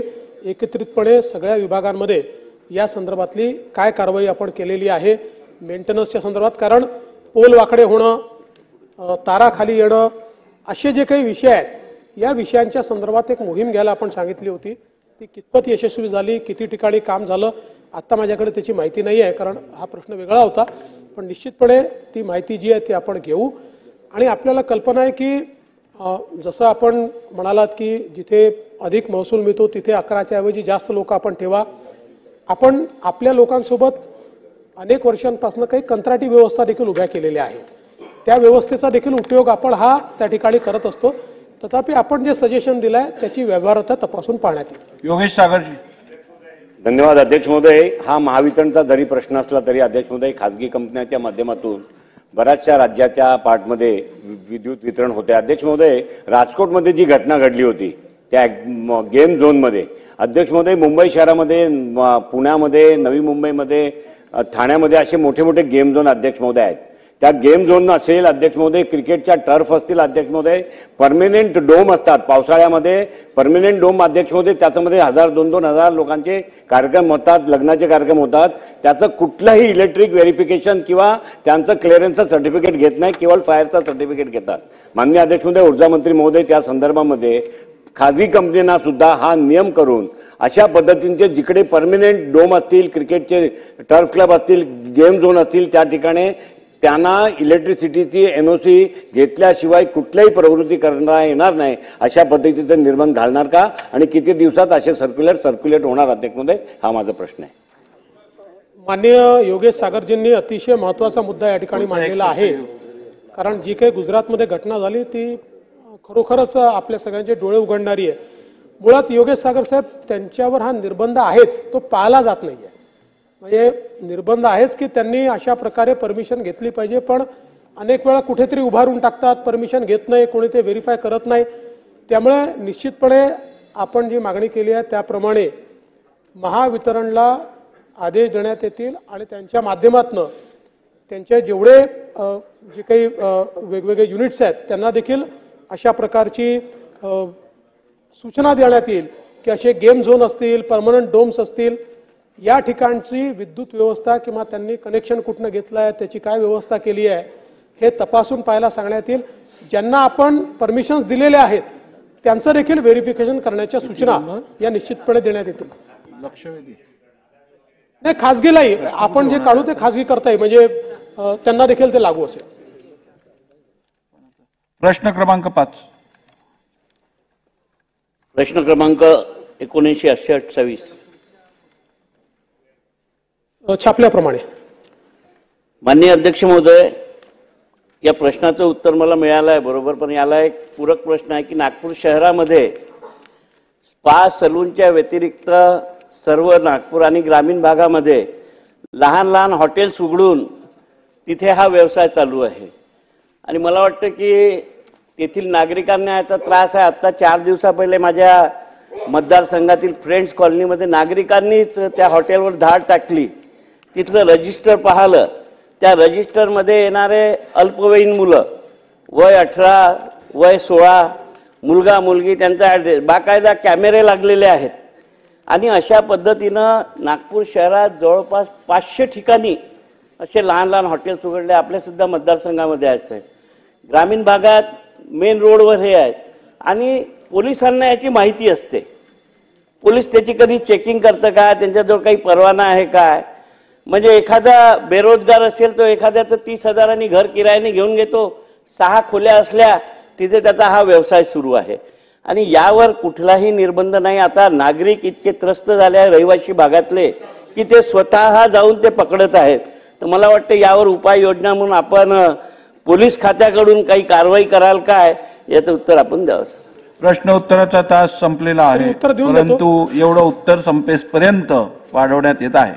सन्मान्य विकास ठाकरेजींनी जो मुद्दा उपस्थित केला आहे, निश्चितपणे हे जे काही छोटे छोटे हॉटेल्स किंवा त्या ठिकाणी 5-6 खोल्या करायच्या आणि त्याचं हॉटेल तयार करायचं, अशा प्रकारचा जो सर्रास एक व्यवसाय सुरू झालेला आहे, निश्चितपणे याचं पूर्ण व्हेरिफिकेशन करण्याचे आदेश हे पोलीस विभागाला दिले जातील आणि पोलिसांना हे देखील सूचना दिल्या जातील की जसं वेगवेगळ्या ठिकाणचे त्यांचे राऊंड्स असतात तसं त्यांनी एक नियमित कॅलेंडर तयार करून घ्यावं आणि या ठिकाणी देखील राऊंड्स देऊन या ठिकाणी योग्य प्रकारचं चाललेलं आहे की काय अवैध चाललेलं आहे याची पोलिसांनी खात्री करावी, अशा सूचना देखील देण्यात येतील. ठीक आहे. गुरुवार दिनांक 27 जून 2024 रोजीची तारांकित प्रश्नोत्तराची यादी सभागृहाच्या पटलावर ठेवणे. गुरुवार दिनांक 27 जून महोदय, गुरुवार दिनांक 27 जून 2024 रोजीची तारांकित प्रश्नोत्तराची यादी मी सभागृहाच्या पटलावर ठेवते. गुरुवार दिनांक 27 जून 2024 रोजीची तारांकित प्रश्नांची यादी सभागृहाच्या पटलावर ठेवण्यात आली. कागदपत्रे सभागृहाच्या पटलावर ठेवणे. माननीय उपमुख्यमंत्री. माननीय अध्यक्ष महोदय, मी आपल्या अनुमतीने पंढरपूर मंदिर अधिनियम 1973च्या नियम 49च्या पोटनियम 1 व 2 अन्वये श्री विठ्ठल रुक्मिणी मंदिरे समिती पंढरपूर यांचा सन 2022-23 या आर्थिक वर्षाचा लेखापरीक्षण अहवाल व त्यावरील अनुपालन अहवाल सभागृहासमोर ठेवतो. सदर अहवाल विधानसभेच्या पटलावर ठेवण्यास झालेल्या विलंबाची कारणे ही सोबत जोडलेली आहेत. अहवाल सभागृहासमोर ठेवण्यात आला. सदर अहवाल विधिमंडळाच्या संकेतस्थळावर उपलब्ध करून देण्यात येईल. माननीय उपमुख्यमंत्री तथा वित्त मंत्री. अध्यक्ष महोदय, मी आपल्या अनुमतीने कंपनी अधिनियम 2013च्या कलम 394 अन्वये वस्तू व सेवा कर संस्था GSTN यांचा सन 2022-23 या वर्षाचा वार्षिक अहवाल सभागृहासमोर ठेवतो. अहवाल सभागृहासमोर ठेवण्यात आला. सदर अहवाल विधिमंडळाच्या संकेतस्थळावरती उपलब्ध करून देण्यात येईल. स्थगन प्रस्ताव. एक मिनिट पहिले निर्णय देऊ. ठीक आहे.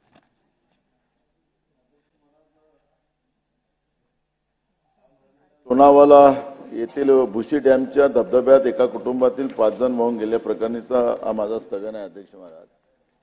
अध्यक्ष महाराज, या घटना महाराष्ट्रामध्ये काही ही पहिलीच वर्ष आहे असं नाही. सातत्यानं पावसाळ्याच्या काळामध्ये या पद्धतीच्या घटना होतात आणि आपण इथं चर्चा करतो आणि विषय इथं संपतो. पण ज्या पद्धतीनं सुरक्षाच्या व्यवस्था आणि ज्या पद्धतीचं त्या ठिकाणी त्या सगळ्या व्यवस्था निर्माण करण्याचं काम आपण करतच नाही. आणि म्हणून एका कुटुंबातले 5 लोकांचा मृत्यू काल दुर्दैवी मृत्यू त्या ठिकाणी झालेला आहे. अध्यक्ष महाराज, या ठिकाणी पावसाळ्यात मोठ्या प्रमाणात लोणावळ्यामध्ये मोठ्या संख्येने पर्यटक येत असल्याने अशा घटना वारंवार पावसाळ्यात घडत असणे, भुसी डॅममध्ये पर्यटकांच्या सुरक्षिततेबाबत प्रशासनाकडून कोणतीच उपाययोजना व सुरक्षा रक्षक नसल्याने अशा घटना घडत असणे. अध्यक्ष महाराज, पावसाळ्याच्या काळात फक्त या लोणावळ्यातच नाही तर महाराष्ट्रातल्या विविध डॅममध्ये ह्या सगळ्या घटना घडताना आपण पाहतोय. या अधिवेशनाच्या काळातली ही घटना आहे अध्यक्ष महाराज, कालची घटना आहे. आणि म्हणून अशा या घटनेला आपण इथं आम्ही कारवाई करू, आम्ही पुढे सुरक्षा देऊ अशा पद्धतीचं चालणार नाही. पण याच्यासाठी सरकार नेमकं काय उपाययोजना करते आणि सरकारने आता याच्यासाठी काय उपाययोजना करण्याचे निर्णय घेतलेले आहेत त्या पद्धतीची भूमिका सरकारने स्पष्ट करावी. अध्यक्ष महाराज, नंतर मला याच्यावर आपल्याला बोलता येईल. अध्यक्ष महाराज, बोलायचं तर खूप आहे पण अध्यक्ष महाराज इथं सरकारने भूमिका स्पष्ट केली पाहिजे की नेमकं काय. अध्यक्ष महाराज, मी तुम्हाला पुन्हा याला जोडून सांगतो, मगाशी राज्यामध्ये कर्मचारी भरत्यांचा प्रश्न जो होता अध्यक्ष महाराज, तर तुम्ही याला गेलं तर आझाद मैदानला, तर तुम्हाला अध्यक्ष महाराज अन्यायग्रस्त अनेक मुलं मुली त्या ठिकाणी आपले आंदोलन घेऊन तिथं आले. आता सगळे चिखल आहे अध्यक्ष महाराज, घाणीचं साम्राज्य आहे. तिथेही उद्या घटना झाली अध्यक्ष महाराज, तोही स्थगन मांडावं लागेल का असं प्रश्न निर्माण होणार आहे. मला सरकारने गांभीर्याने या सगळ्या प्रश्नाकडे लक्ष करावं अशा विनंती आम्हाला करावं लागणार अध्यक्ष महाराज. पण सरकारची भूमिका नेमकी काय हे सरकारने मांडावी अध्यक्ष महाराज, नंतर आम्ही बोलू. अध्यक्ष महाराज, आदेश द्या आपण. अध्यक्ष महाराज, स्थगन प्रस्तावाच्या निकषात बसणारा नाही तरी विषयाचे गांभीर्य लक्षात घेता शासनाने निवेदन करावे असे निर्देश देऊन मी सूचनेस अनुमती नाकारित आहे. झालं ना, निवेदन करतील. मी तुम्हाला ते सांगतो अध्यक्ष महाराज, परवा तुम्ही जयभीम नगरचं तुम्ही पवईतली घटनेचे आदेश दिले सरकारला. अध्यक्ष महाराज, मी काल जाऊन आलो, त्या ठिकाणी लोक अजूनही पाण्यामध्येच आहेत अध्यक्ष महाराज, लहान लहान मागासवर्गीय लोक आहेत. सरकारला थोड्या तरी वेदना आहेत की नाही हा प्रश्न या ठिकाणी निर्माण होतोय अध्यक्ष महाराज. बिल्डरांच्या सोबत राहायचं असेल तर त्यांनी सांगावं आम्हाला बिल्डरांसोबत राहायचं आहे. पण मूळ प्रश्न आहे की मागासवर्गीयांच्या बद्दलचं पवईमध्ये अध्यक्ष महाराज आपण जाऊ, आपण स्वतः जाऊन या अध्यक्ष महाराज, आपल्याला कळेल त्याचे लहान लहान मुलं बाळ कशा किड्या माकोड्यासारखे जगतात अध्यक्ष महाराज. तेही मुंबई शहरामध्ये आर्थिक राजधानी जगात देशातल्या तिथं अशी परिस्थिती अध्यक्ष महाराज. अजून अध्यक्ष महाराज, काल पाहिलं आपण त्या ठाणे जिल्ह्यामध्ये अजूनही बाळातपणाच्या बाया डोलीवर नेल्या जातात अध्यक्ष महाराज. आज त्या पेपरला बातम्या आहेत. काय चाललं अध्यक्ष महाराज, तुमच्या आदेशाचं पालन सरकार करत नाही. तुमचं आदेशाचं पालन सरकार करत नसेल ही गंभीर बाब आहे. माननीय मजबूत उपमुख्यमंत्री इथं बसलेले आहेत, त्यांनी काहीतरी बोलावं अध्यक्ष महाराज या विषयावर. ठीक आहे, चला पुढे. अध्यक्ष महोदय, निश्चितपणे आपण जी सूचना दिली आहे ती गांभीर्याने घेण्यात येईल. मी आताच त्याची माहिती घेतो सगळी. ठीक, माहितीच घेऊन. उर्वरित स्थगन प्रस्तावाच्या सूचना दालनात नाकारण्यात आलेल्या आहेत. नाकारले आहेत दालनात. कुठचं? बैठिये दिला होता. अतिशय महत्वाचा विषय अध्यक्ष महोदय. समृद्धी महामार्ग जो नागपूर ते मुंबई बांधण्यात आला अध्यक्ष महोदय. आता 2 दिवसापूर्वी जी घटना झाली अध्यक्ष महोदय, त्या ठिकाणी 2 दिवसापूर्वी ऍक्सिडेंट होऊन 2 तरुणांचा त्यामध्ये मृत्यू पडले अध्यक्ष महोदय. अशा पद्धतीनं आता म्हणतो त्या समृद्धी एक्सप्रेसवर शेकडो लोक मृत्युमुखी पडले अध्यक्ष महोदय.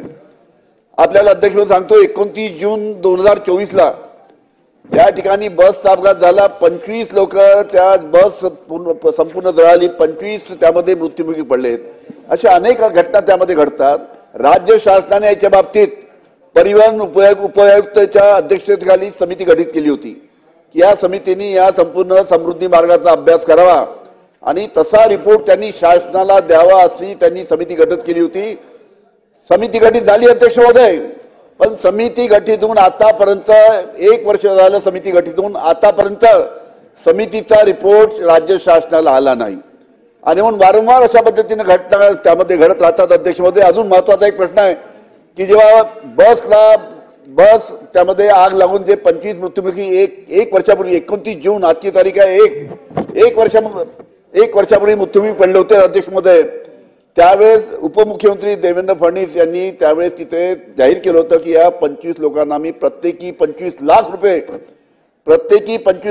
त्या निमित्तानं देऊ. अध्यक्ष महोदय, नानासाहेब ओ अध्यक्षांचं ओ नाना नाही ते ऐकू द्या ना त्यांना जरा. नाही तेच माझ्या मार्फत त्यांच्या मार्फत बोला वेळ कमी आहे बोला. त्याच्या माध्यमातून देवेंद्र फडणवीस यांनी जाहीर केलं होतं की 25 लाख प्रति माणसी आम्ही देऊ. आतापर्यंत 1 वर्ष झाली मिळाली नाही. तिथले जे खासदार आहेत वर्ध्याचे ते वारंवार अमर काळे हा विषय प्रामुख्याने मांडत राहतात. माझी शासनाला विनंती राहील, देवेंद्र फडणवीस यांना विनंती राहील की त्यांनी जे जाहीर केलं होतं 25 लाख रुपये प्रति माणसी लवकरात लवकर 1 वर्ष झालं जाहीर करून अजून मिळाले नाही. लवकरात लवकर शासनाने हे पैसे त्या 25 जे मृत्युमुखी पडले त्यांच्या परिवाराला द्यावे अशी माझी विनंती आहे. ठीक. अमित देशमुख जी होने दीजिए स्थगन. महोदय, स्थगन प्रस्ताव माझा मी आपल्याकडे सादर केला आहे. थोडक्यात सभागृहासमोर मी आपल्या माध्यमातून मांडू इच्छितो. लातूरची मुलगी भाग्यश्री सूर्यकांत सुळे हिचा काही महिन्यापूर्वी पुण्यामध्ये खून झाला. अपहरण झालं आणि खून झाला. या संदर्भामध्ये लातूर जिल्ह्यामध्ये अनेक आंदोलनं आणि मोर्चे हे निघाले आणि त्या दरम्यान सन्माननीय उपमुख्यमंत्री आणि गृहमंत्री देवेंद्र फडणवीसजी यांच्याशी सुद्धा संपर्क झाला आणि गुन्हेगारांना जे आरोपी आहेत, दोषी आहेत, त्यांच्यावर जलद फास्ट ट्रॅक कोर्ट हे गठीत करून न्याय निवाडा व्हावा अशी मागणी आम्ही केली होती आणि त्यांनी ती मान्यही केली. आणि सूर्यकांत सुळे जे अगदी माझे सहकारी आहेत, ते माझ्या संस्थेमध्ये माझे सहकारी संचालक आहेत. सूर्यकांत सुळे त्यांची ही कन्या आहे. सुळे कुटुंबीय आणि यलम समाजातून ही कन्या येते. यलम समाज हा लातूर जिल्ह्यामध्येच याचा रहिवास मोठ्या प्रमाणामध्ये आहे आणि वास्तव्य इथे आहे. इतर कुठल्याही जिल्ह्यामध्ये महाराष्ट्रातल्या फार मोठ्या संख्येनं यलम समाजाचा रहिवास नाही आहे. त्यामुळे त्या समाजाची अशी एक विनंती आहे की हे फास्ट ट्रॅक कोर्ट लातूर जिल्ह्यामध्ये जर आपल्याला गठीत करता आलं तर न्याय करताना त्याचा समाजाला ही मागणी आहे की लातूरमध्ये हे फास्ट ट्रॅक कोर्ट निर्माण करावं आणि लातूर जिल्ह्यातल्या सगळ्याच पक्षाच्या विधिमंडळाच्या आणि विधान परिषदेच्या सदस्यांची सुद्धा ही अध्यक्ष महोदय मागणी आहे. आणि म्हणून मी आपल्याला विनंती करतो की आपण सन्माननीय उपमुख्यमंत्री अजितदादा पवार साहेब सुद्धा या ठिकाणी आहेत आणि त्यांनाही याची कल्पना आहे, जाणीव आहे. तर एक फास्ट ट्रॅक कोर्ट लवकर गठीत करावं, त्याची घोषणा करावी आणि अधिवेशन संपण्याच्या अगोदर जर हे आपल्याला करता आलं तर मला असं वाटतं की ते महत्वाचं ठरेल. ही एवढी एक विनंती करून मी थांबतो. सन्मान्य सदस्य अमित देशमुख साहेबांनी स्थगन प्रस्तावामार्फत जी माहिती आज सभागृहात मांडलेली आहे त्याची गंभीर नोंद घेऊन या संदर्भात उचित कारवाई शासनाने करावी.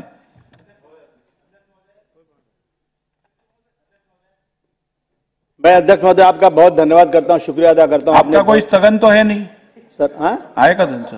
जी, इसलिए आपको धन्यवाद करता हूँ सर। ये जब यहाँ कुछ कामकाज शुरू होता है, असेंबली शुरू होती है, छत्रपति शिवाजी महाराज का नाम लिया जाता है, जो बहुत इंसाफ पसंद राजा थे। उन्हीं के राज में सर, उन्हीं के महाराष्ट्र में सर, अहमदनगर शहर में मारवाड़ी परिसर में 18 जून को सर 2 समाज के बीच में कुछ झगड़ा हुआ। और कुछ लोग ऐसे हैं ना कि लगातार जय सिया राम का नारा लगाकर हिंदू मुस्लिम कर देते हैं। अध्यक्ष महोदय, वहां हिंदू मुस्लिम कर दिया गया और एक बड़ी रैली निकाली गई, जिसकी वजह से अरे रुको ना तुम लोग यार, वहां रैली निकाली गई, रैली निकाल करके सर एक माहौल खराब कर दिया गया होगा अध्यक्ष महोदय। उसके बाद दिल्ली गेट शाही मस्जिद पर पथराव किया गया और उसके बाद चितले रोड पर दरगाह पर पथराव किया गया। इसके बाद पाइपलाइन रोड पर 5 स्टार बेकरी में 11:30 बजे सर जो गरीब मुसलमान बच्चे यूपी से नौकरी करने आए थे, सोए हुए थे, उनको मारा गया सर। और उसमें से एक बच्चा वेंटिलेटर पर है। कोई गलती उसकी नहीं सर, वो सो रहा था लेकिन वो जाकर उसके पर हमला कर दिया। महोदय, इस घटना में जो केस दर्ज हुआ है सर, उसमें सिर्फ 4 लोग पकड़े गए हैं, जबकि 30 से 40 लोग का मौत था। अध्यक्ष महोदय, हमला करने वाले 8 लोग थे, उसमें से सिर्फ 4 लोगों को पकड़ा गया। अध्यक्ष महोदय, मस्जिद में डंडा और हथियार लेकर घुस जाते हैं। अध्यक्ष, मस्जिद मंदिर एक पूजा की जगह है, ये फैशन बन गया है कि मस्जिद में घुस जाओ, कुरान शरीफ फाड़ दो और उसको मार दो। अध्यक्ष महोदय, इस पे एक ऑर्डर पास कीजिए कि जो भी मस्जिद या मंदिर में घुसेगा, गलत काम करेगा, उसके ऊपर एमपीडीए लगना चाहिए। अध्यक्ष महोदय, मैं निवेदन करता हूं, वहां सीसीटीवी है, सीसीटीवी देखकर जितने लोगों का नाम है उसको किया जाए। अध्यक्ष महोदय, मालेगांव में पथराव हुआ था तो 307 लगा था। अध्यक्ष महोदय, मीरा रोड पर पथराव हुआ तो 307 लगा था। इन सब पे 307 और 302 का केस होना चाहिए अध्यक्ष महोदय। अध्यक्ष महोदय, अध्यक्ष महोदय, ये इस पर कार्रवाई तुरंत होना चाहिए। धन्यवाद आपका बहुत बहुत। असलम शेख जी बोला। असलम शेख। अध्यक्ष महोदय, आप बोले ना। अध्यक्ष महोदय, वो चालू ही रहेगा, आप बोलो। अध्यक्ष महोदय, या मुंबई शहरामध्ये, अध्यक्ष महोदय, मुंबई शहरमध्ये महानगरपालिकातर्फे 2दा असेसमेंट टॅक्स घेण्यात येत आहे आणि या मुंबई शहरामध्ये अध्यक्ष महोदय, जेव्हा असेसमेंट टॅक्स आपण घेतो त्यावेळेला मुंबई महानगरपालिका प्रत्येक बिल बरोबर लेट झाला तर 50 रुपयाचा दंड आकारायचा। पण गेल्या 2 वर्षापासून निवडणुका होत नाही, महानगरपालिकाची निवडणुका होत नाही, म्हणून तिकडे कारोबार काहीच चाललेला आहे। आता असेसमेंट बिल बद्दल सोबत दिल्या गेल्यानंतर जर बिल टाइमावरती भरलं नाही तर 2% म्हणजे महिन्याला 2% त्याच्यावरती टॅक्सेस लावण्याचं काम केलंय। त्या इकडचे राहणाऱ्या लोकांनी काय लोन घेतलंय का? जर लेट फी झाली तर लेट फीची पेनल्टी तुम्ही घ्या। जर 24% वर्षाला तुम्ही जर त्यांच्याकडून इंटरेस्ट घेत असेल हे योग्य नाही। हा मुंबईमध्ये राहणाऱ्या लोकांची किंवा सोसायटीवरती अन्याय आहे। तर शासनाने ताबडतोब महानगरपालिकेच्या आयुक्तांना हे जे पाहिजे तसं त्यांनी जे बिल किंवा हे काढलं त्याच्यावरती थांबण्यात यावं। ठीक, चला पुढे चल। दी सूचना काय आहे सांगा ना। यांचं स्थगन होतं नाही, आता पुढे जाऊया आपण। 2 प्रस्ताव आहेत, 2 प्रस्ताव आहेत, 2 बोला, लवकर बोला, चला। अध्यक्ष महोदय, मी पॉइंट ऑफ इन्फॉर्मेशनच्या माध्यमातून एक बाब शासनाच्या निदर्शनास आणू इच्छितो। एसीबीसी सर्टिफिकेट संदर्भामध्ये 27 फेब्रुवारी 2024 आपण एक कार्यपद्धती निश्चित करणारा एक शासन निर्णय प्रसिद्ध केला होता आणि त्याच्यामध्ये 2 पार्टमध्ये एकाच पानावर हे सर्टिफिकेट द्यावं असं अपेक्षित होतं। काल 28 जून 2024 नवीन एक शासन निर्णय आपण त्याच्यामध्ये घेतलेला आहे आणि त्याची कार्यपद्धती बदलण्यात आलेली आहे। समाजामध्ये संदिग्ध आहे की कदाचित मागचे जे दिलेले सर्टिफिकेट हे रद्द करावे लागतील। या संदर्भातली संदिग्धता शासनाने दूर करावी आणि मागचे सर्टिफिकेट आपण जर दूर करणार असाल किंवा रद्द करणार असाल तर तातडीने नवीन फॉर्मॅटमध्ये त्यांना सर्टिफिकेट देण्याची व्यवस्था करावी अशी मी आपल्या माध्यमातून शासनाकडे विनंती करत आहे। चला, लक्षवेधी क्रमांक 9 बघतो मी कसं करताय।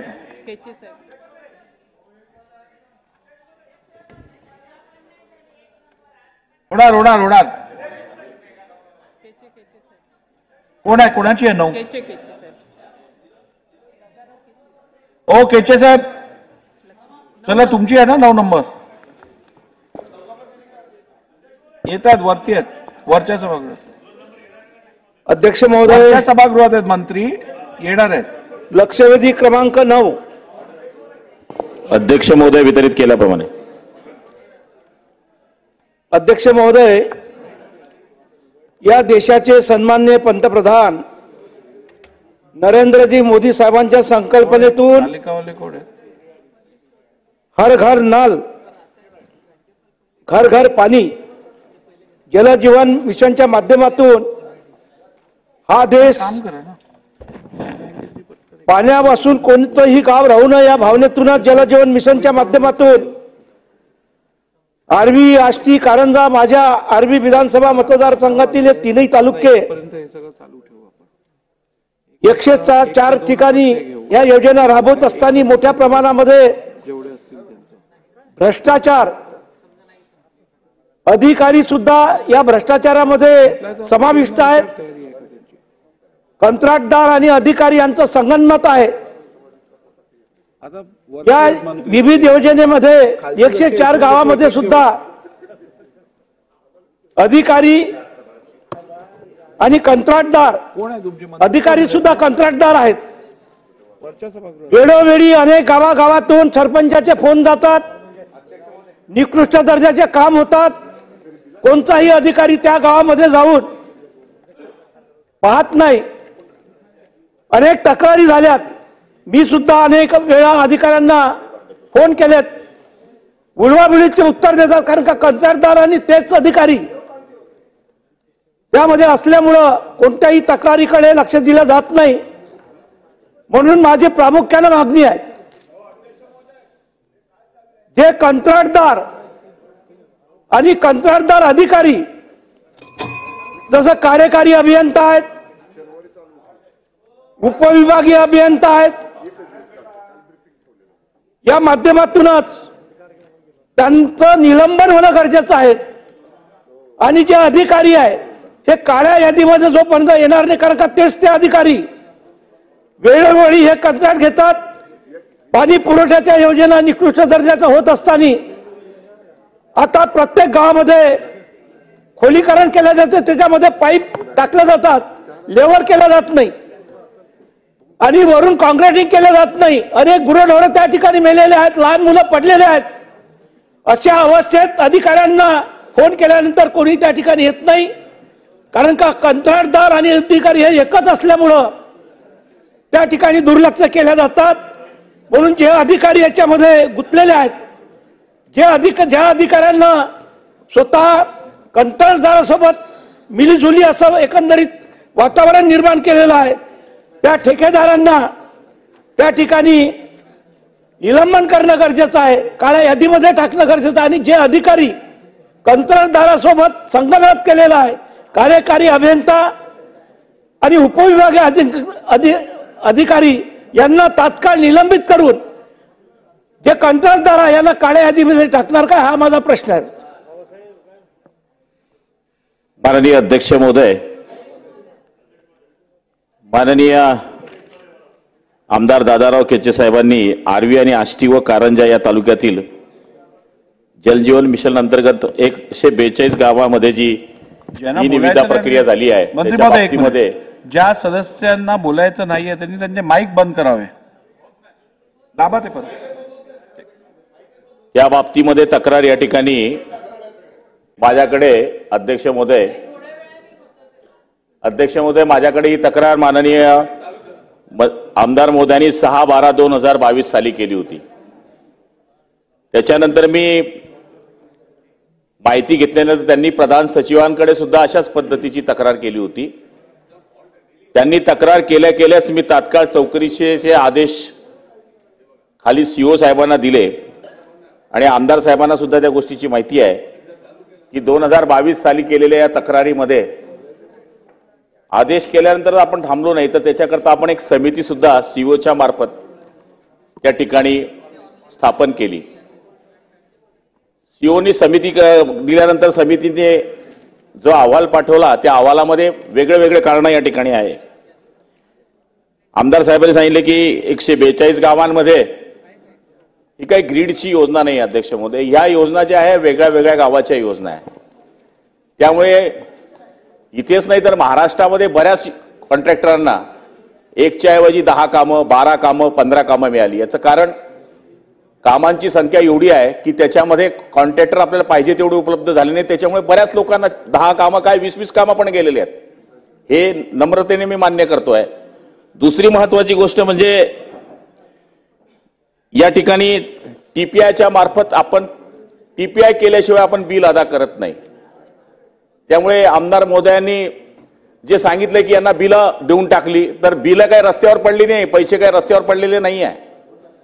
जोपर्यंत टीपीआय होत नाही तोपर्यंत आपण पैसेच देऊ शकत नाही. त्यामुळे थर्ड पार्टी जोपर्यंत आमची जात नाही तोपर्यंत आम्ही पैसे देत नाही. त्यांनी सांगितलं की कॉन्ट्रॅक्टरांना काळ्या यादीमध्ये टाका, त्याच्याकरताच आम्ही चौकशीचे आदेश दिले. पण निष्कर्ष समितीमध्ये याचा आलेला आहे की अशा पद्धतीचे कुठेच या ठिकाणी कामं झालेली नाही आहेत. दुसरी महत्वाची गोष्ट, ही सगळी कामं जी आहेत ही जिल्हा परिषदची कामं आहेत. त्यामुळे आपण सीओना स्वतः तिथं जायला लावलं, सीओनी चौकशी केली. ते म्हणले की गावाचे रस्ते खोदून टाकलेत. पण गावाचे रस्ते खोदत असताना त्याच्यामध्ये आपण ही तरतूद केलेली आहे की जेव्हा गावाचं काम पूर्ण होईल तर त्याच्यावर काँक्रिटीकरणाचा सुद्धा आयटम आपण घेतलेला आहे. त्यामुळे आमदार महोदयांना मी विनंती करेल, लक्षवेधीद्वारे आपण हा प्रश्न मांडलेला आहे, त्याबद्दल मी आपलं स्वागतच करतो. पण याच्यानंतर जर आपण स्वतः आणि आपल्या मतदारसंघातले अधिकारी आणि सीओ यांच्याबरोबर बैठक लावली तर आपल्या या सगळ्या ज्या शंका आहे या अधिवेशनाच्या आत मी संपवून टाकेल, एवढी खात्री मी त्यांना या ठिकाणी देतो.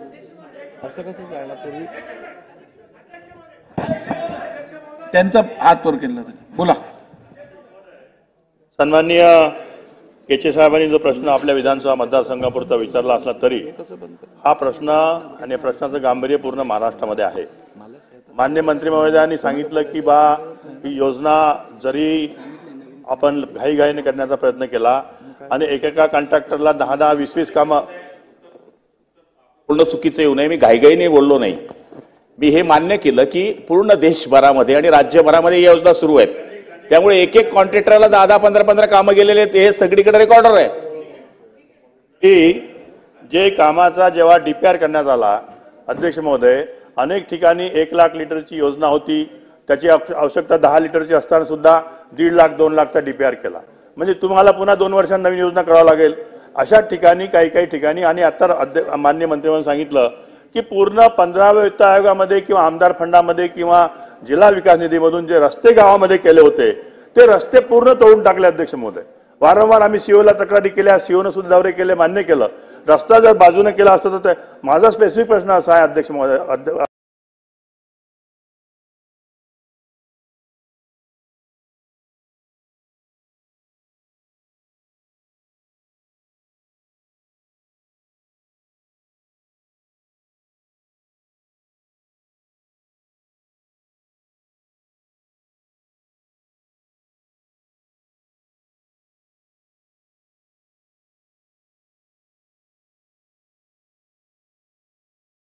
नंतर योजना पूर्ण झाल्यानंतर काही लोकांनी सांगितलं की आम्ही लाईट बिल नाही भरू शकत, काय करायचं. आम्ही विचारलं, बाबा जागा असेल तर सुचवा. आपण त्याचा सुद्धा त्याच्यामध्ये समावेश केला. पण त्याच्याकरता आपल्याला 2 वेळेस मान्यता घ्याव्या लागल्या. त्याच्यामुळे काही ठिकाणी जर असं काही राहिलं असेल की जिथं हा आयटम घेतला नाही तर आपण सुचवा, निश्चितपणाने आपण त्याचा समावेश करू.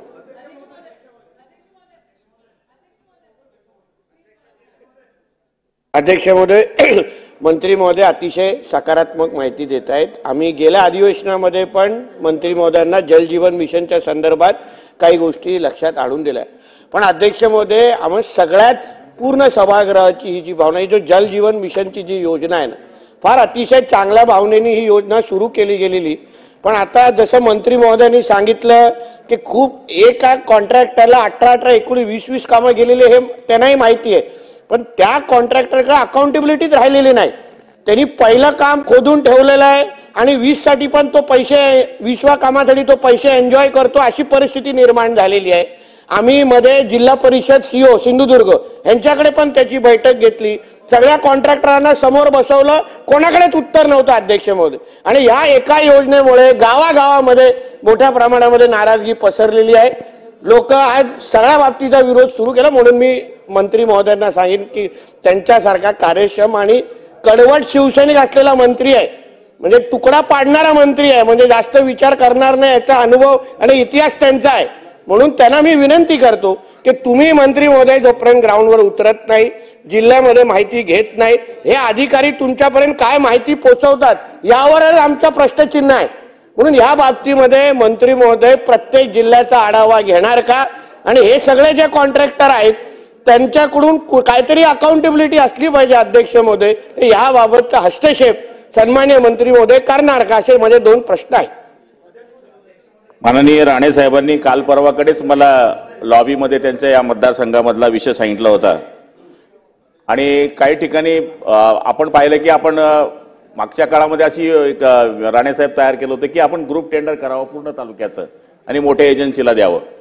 पण सुशिक्षित बेरोजगार जे कॉन्ट्रॅक्टर आहेत ते सगळे कोर्टामध्ये गेले, आणि कोर्टामध्ये गेल्यानंतर त्यांनी सांगितलं की स्थानिकांना आम्हाला काम दिलं पाहिजे, आणि जर आम्हाला काम दिलं नाही तर मग आम्ही बेरोजगार होऊ, स्थानिक कामगारांना काम मिळणार नाही. त्याच्याने कोर्टाने असा निकाल दिला की तुम्ही त्यांना पण काम द्या.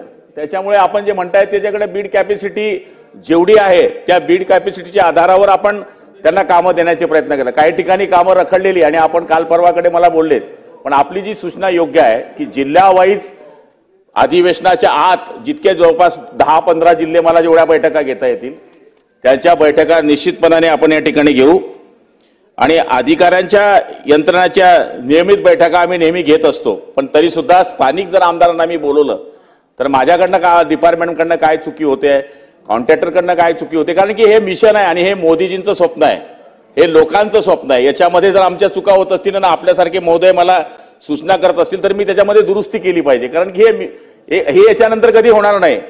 एकमेव आपला देशाचा पंतप्रधान आहे की ज्या माणसाने 8 लाख कोटी रुपये देशाकरता पाण्याकरता खर्च केलेले आहेत. मला तरी असं वाटतं की याच्याकरता सभागृहामध्ये पक्ष हा विषय नाहीये, पाणी सगळ्यांना लागतं, त्यामुळे तुम्ही आणि आपण वेगळे वेगळे नाहीये. तर आपल्या सूचना ह्या कोणत्याही पक्षाच्या आमदाराच्या असतील त्या मी नम्रतेने स्वीकारेल, आणि त्याच्यामध्ये काय आणखी दुरुस्त करता येईल का ही करण्याचा मी प्रयत्न. यशोमतीताई. अध्यक्ष महोदय, अतिशय महत्त्वाचा प्रश्न आज या ठिकाणी सभागृहामध्ये आपण डिस्कशनमध्ये आणलेला आहे. अध्यक्ष महोदय, जल जीवन मिशन आणि जिल्हा परिषदच्या अंतर्गत जे काय कामं पाणी पुरवठ्याची होत आहेत, आदरणीय मंत्री महोदय इथे आहे, आणि मला आठवतं ज्यावेळेला आपण महाविकास आघाडीमध्ये होतो त्यावेळेला आपण मलाच इन्स्ट्रक्ट केले होते की ताई तुमच्या पंचायत समितीमध्ये तुम्ही सगळ्या बैठका घ्या, आणि त्या बैठका गेल्या होत्या अख्ख्या जिल्ह्यामध्ये. त्यावेळेला आपण अनाउन्समेंट केलेली होती की आपण जलजीवन मिशनची ही कामं आपण मंजुरात केलेली आहे. पण आता त्या गोष्टीला भरपूर वर्ष होऊन गेले अध्यक्ष महोदय, आणि म्हणजे आमच्या क्षेत्रामध्ये 105 गावाची जी विसरोळी आणि शहानूरची जी योजना आहे त्या ठिकाणी आपण रेट्रोफिकेशनची कामं मोठ्या प्रमाणात केली. पण आता मदानी म्हणून ते कॉन्ट्रॅक्टर आहे, ते कुठल्या मुंबईचेच आहे असं मला कळलं. त्यांनी सगळ्या योजना तेच काम करतायत, जिल्हा परिषदमध्ये पण आणि स्टेटमध्ये पण तेच काम करतायत. जे आत्ता आमदार महोदयांनी जो विषय उचलला तो अतिशय महत्त्वाचा आहे. आम्ही पण भरपूर मिटिंगा घेतल्या. आपण आत्ता सांगितलं की कलेक्टर सोबत सीओन सोबत बैठका घ्यायचा, आम्ही त्या बैठका घेतल्या अध्यक्ष महोदय, आणि त्या बैठका घेऊन मागच्या अधिवेशनामध्ये 2023च्या अधिवेशनामध्ये कपात सूचनेमध्ये देखील ते विषय सभागृहामध्ये डिस्कशनमध्ये आले. अख्खा उन्हाळा निघून गेला, पण रेट्रोफिकेशनची जी कामं आहे ती होतच नाही आहे. आणि 105 मध्ये आपण जर बघितलं की आपला नियम असा आहे अध्यक्ष महोदय, ज्यावेळेला आपण योजना करतो त्यावेळेला पहिले टेलमध्ये पाणी जायला पाहिजे आणि नंतर माउथ पर्यंत ते पाणी येतं. पण आपण बघतोय की आमच्या भागामध्ये भातकुली तालुक्यातल्या दगडागड, बालशी, डंगारखेडा, सोनारखेडा, अनकवाडी, सायत ही सगळी गावं जी आहेत यांना आता जे पाणी येतं, खारतळेगाव, टाकरखेडा इथं जे पाणी येतं अध्यक्ष महोदय, हे 10 दिवसाच्या अंतरावर पाणी येतं. आणि त्याच्यात मंत्री महोदय आपण असं केलेलं आहे की जे लगत महानगरपालिकेच्या लगत जी गावं येतात त्या गावांना सुद्धा आपण पाणी दिलेलं आहे. आणि त्या पाणी म्हणजे त्याच्यामध्ये नियोजन नसताना स्पेशल केस म्हणून आपण ते करून घेतलेलं आहे. आणि तिथं शहरामध्ये जेवढं पर पर्सन आपण पाणी देतो तेवढं पर पर्सन पाणी ग्रामीण भागामध्ये शहरातल्या गावांना आपण देतोय. अध्यक्ष महोदय, माझ्या आपल्या मार्फत मंत्री महोदयांना एक विनंती अशी आहे आणि प्रश्नही आहे की आपण किती दिवसात, म्हणजे आपण म्हटलात की आपण 4-5 15-20 जिल्ह्याचं आपण मीटिंग घ्याल, पण माझी विनंती आपल्याला आहे की आपण प्रत्येक जिल्ह्यामध्ये या, कारण तिथले सगळे लोकप्रतिनिधी त्या ठिकाणी आपल्यासमोर येतील. आमच्या भागामध्ये चिखलदरा म्हणून जे तालुका आहे तिथे देखील मोठ्या पाणी पुरवठा योजना तेव्हापासूनच्या सुरू आहे, पण नाही, सगळं इनकम्प्लीट आहे आणि खूप त्रास या सगळ्या गोष्टीचा होतोय. तिसरा प्रश्न अध्यक्ष महोदय, मी दिवसाच्या पाणी पुरवठ्याबद्दल आपल्याला बोलले. ती फाईल सन्माननीय मुख्यमंत्री साहेबांकडे आहे, तुम्ही त्याची सही करून द्या आणि त्याचं टेंडर करा, कारण एवढ्या दिवसापासून आम्ही तुमच्या मागे लागलोय, 6-6 महिन्यापासून, की हे केलं पाहिजे, तर याचं उत्तर मिळालं पाहिजे. विसरोळी धरण, विसरोळीची पाणी पुरवठा योजना, शहानूरची पाणी पुरवठा योजना, मेळघाटमधली जी पाणी पुरवठा योजना आहे ती, आणि तिवसाची पाणी पुरवठा योजना, याचा उपाय आता या अधिवेशनामध्ये अध्यक्ष महोदय मिळाला पाहिजे, अशी आपणही सूचना करा. आणि मंत्री महोदय आपल्यालाही विनंती करते की थोडं सिरियसली हे घ्या. आमदार साहेब बोलले, केचे साहेब म्हणाले की रस्ते खोदतात, आपण त्यांना इन्क्लूड केल्यावरही ते ठेकेदार त्यांचं काम झाल्यावर त्याच्यावर दुर्लक्ष करतात, रस्ते उखडतात आणि मग ते रस्ते त्यांच्याकडे दुर्लक्ष होतं. ग्रामीण भागातल्या रस्त्यांना काय प्रॉब्लेम जातो हे आपल्याला देखील ठाऊक आहे.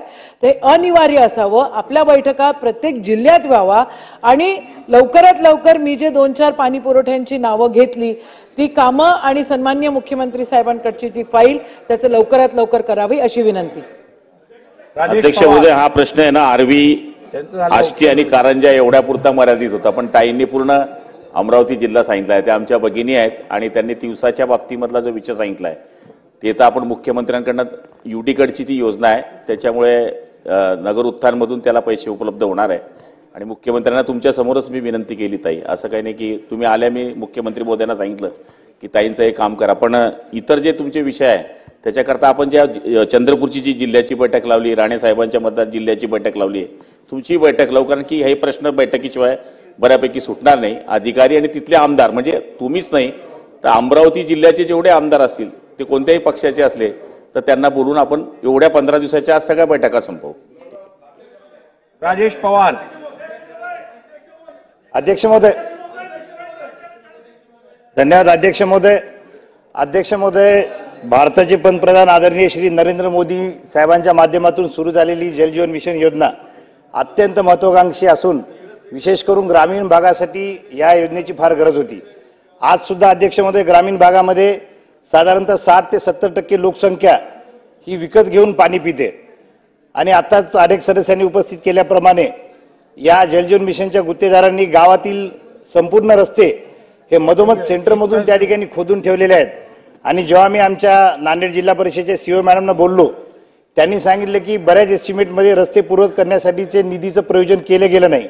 त्यामुळे माझे स्पेसिफिक आदरणीय मंत्री महोदयांना 3 प्रश्न आहेत की सीओ मॅडम म्हणतायत की आम्ही शासनाकडे हा प्रस्ताव पाठवू जेणेकरून ह्या रस्ते पूर्वत दुरुस्त करता येतील, तर हे प्रस्ताव आपण मागवणार आहात का आणि ते तातडीने मंजूर करणार का, हा पहिला प्रश्न.